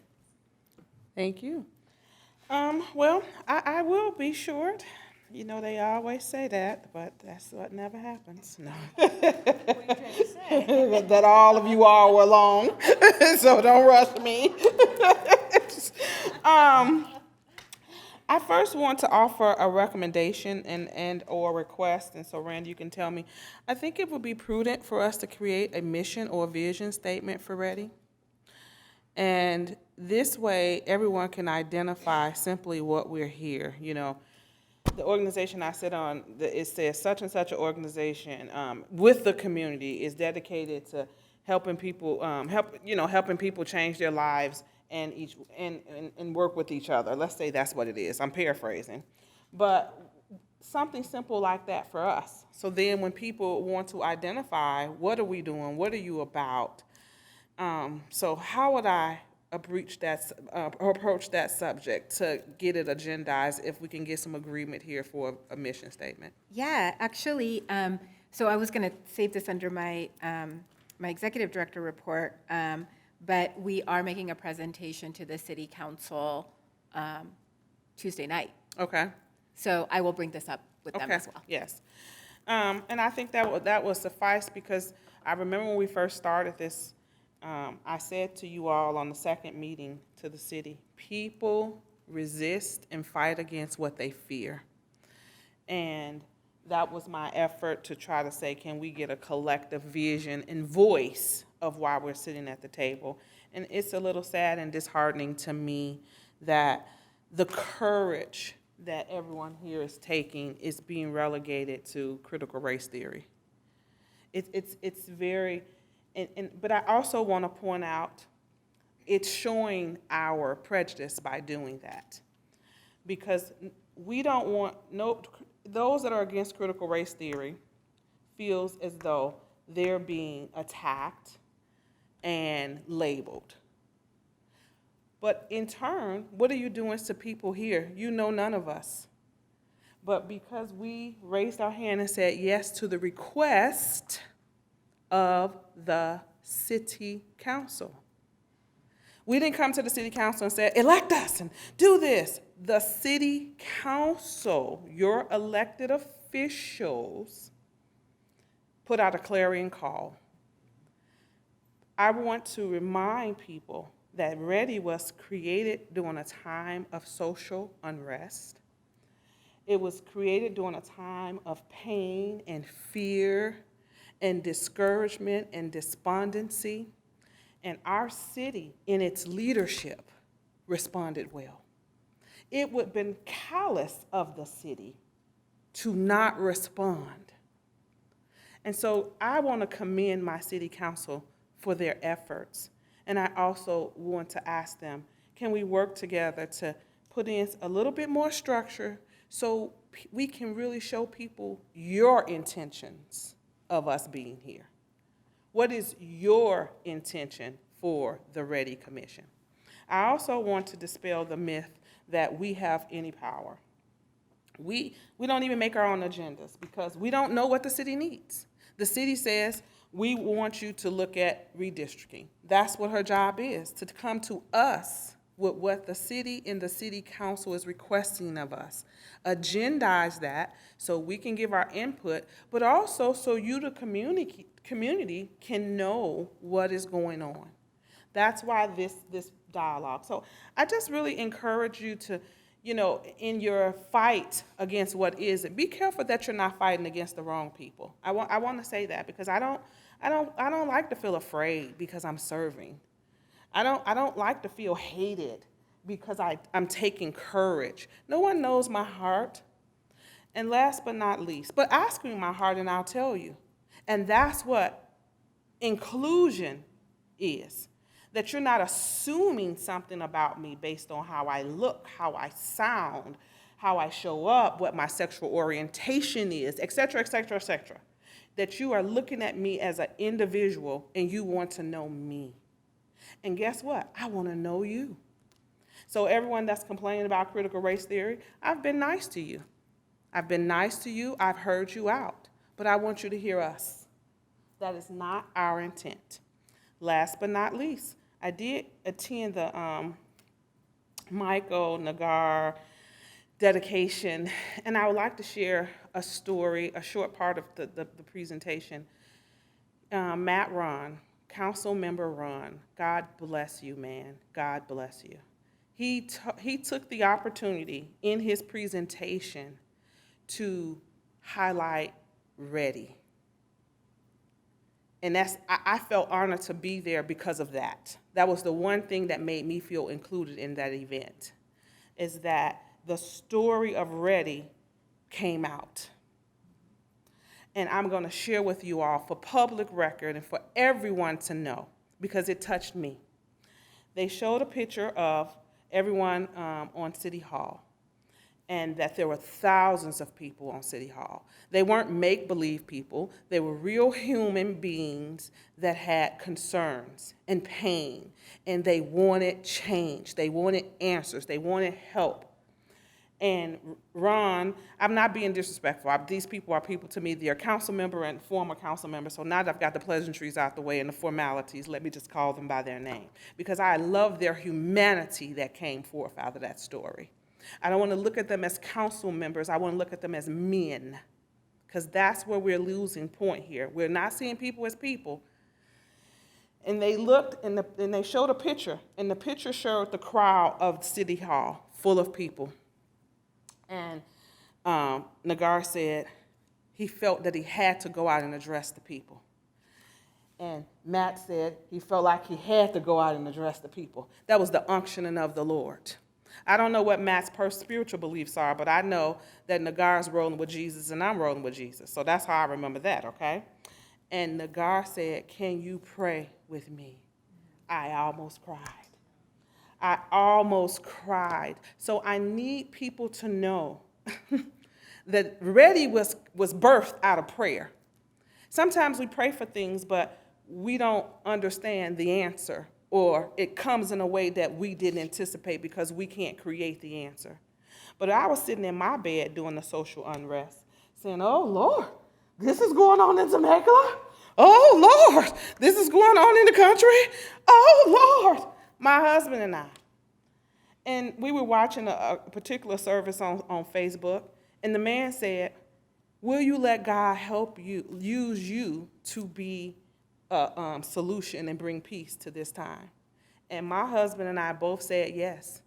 And we said a prayer, and we said, God, you can use us to bring hope and healing. And to know that Councilmember Nagar said a prayer with his fellow council member before they went out.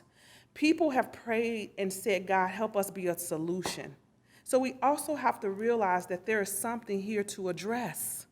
Let's stop acting as if we have nothing to address. Can we get a targeted focus on what we are going to address, community members? That is what I would ask you. And I want people to know that there are people that say yes to the Lord, to just be of service. And I think we should be applauded and not heckled and ridiculed. And that just really concludes my report. And I just ask God to bless our efforts as those of us that are saying yes because we feel like we can make a difference with our voice. And I want to thank you, Commissioner Wilson, Commissioner Steed, Commissioner Pastorian, Commissioner Huerta, Commissioner beautiful Ivy Harris, and Commissioner Faulkner for your willingness to say yes, to answer the call to the hurting community. And I invite the community to bring healing arms and understanding together. And let us live in this beautiful city and let it be equitable for all. That concludes my report, and I will turn it over to you. Well, Chair Baker, we thank you too. You're welcome. Definitely. Thank you.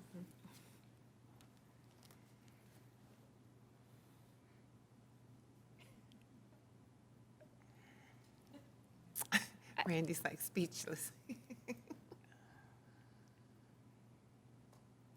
I could not be more blessed to serve as your executive director. I also could not be more blessed to serve the city council, who has courage to serve a community in every way that is needed. Next Tuesday, we will be receiving the one-year update on the REDI initiative. Okay. So just like that, it has been one year. year. Wow. And so we will be going over with the city council every single phase, all the bullet points that they laid out in every single phase, going over what is completed, what is started, what is in progress. And then we'll also be asking them for direction on anything else that is outstanding or they would like to include or whatever that may be. So that is happening next Tuesday. Chair Baker, I know you will be there. Yes. The rest of the commissioners, you're welcome to attend the meeting. You're also welcome to watch it live on Channel 3 or online. I'm going to go upstairs now while it's still fresh in my brain to make sure I crank this out correctly for you, Commissioner Faulkner, and the balance of the commission, and don't misplace any A's, ands, buts, or does. And we'll get this over to the City Council in their recap as well, and then we'll get this moving to BRC as well. So with that, that concludes my report. Thank you, Chair Baker. Thank you. And thank you, Erica, for your beautiful smile. It's so good to meet you in person and serve with you. And thank you for your service, because this is hard work and courageous work as well. And so with that, the meeting is adjourned. Or wait, our next meeting is August 12th, 2021. And we do welcome your comments and your input. And until then, this meeting is adjourned. And go out and meet someone new. Hey, Chair, can we take a quick picture? Yeah, after you And can we adjourn. take a quick picture? But this, bless you, Temecula.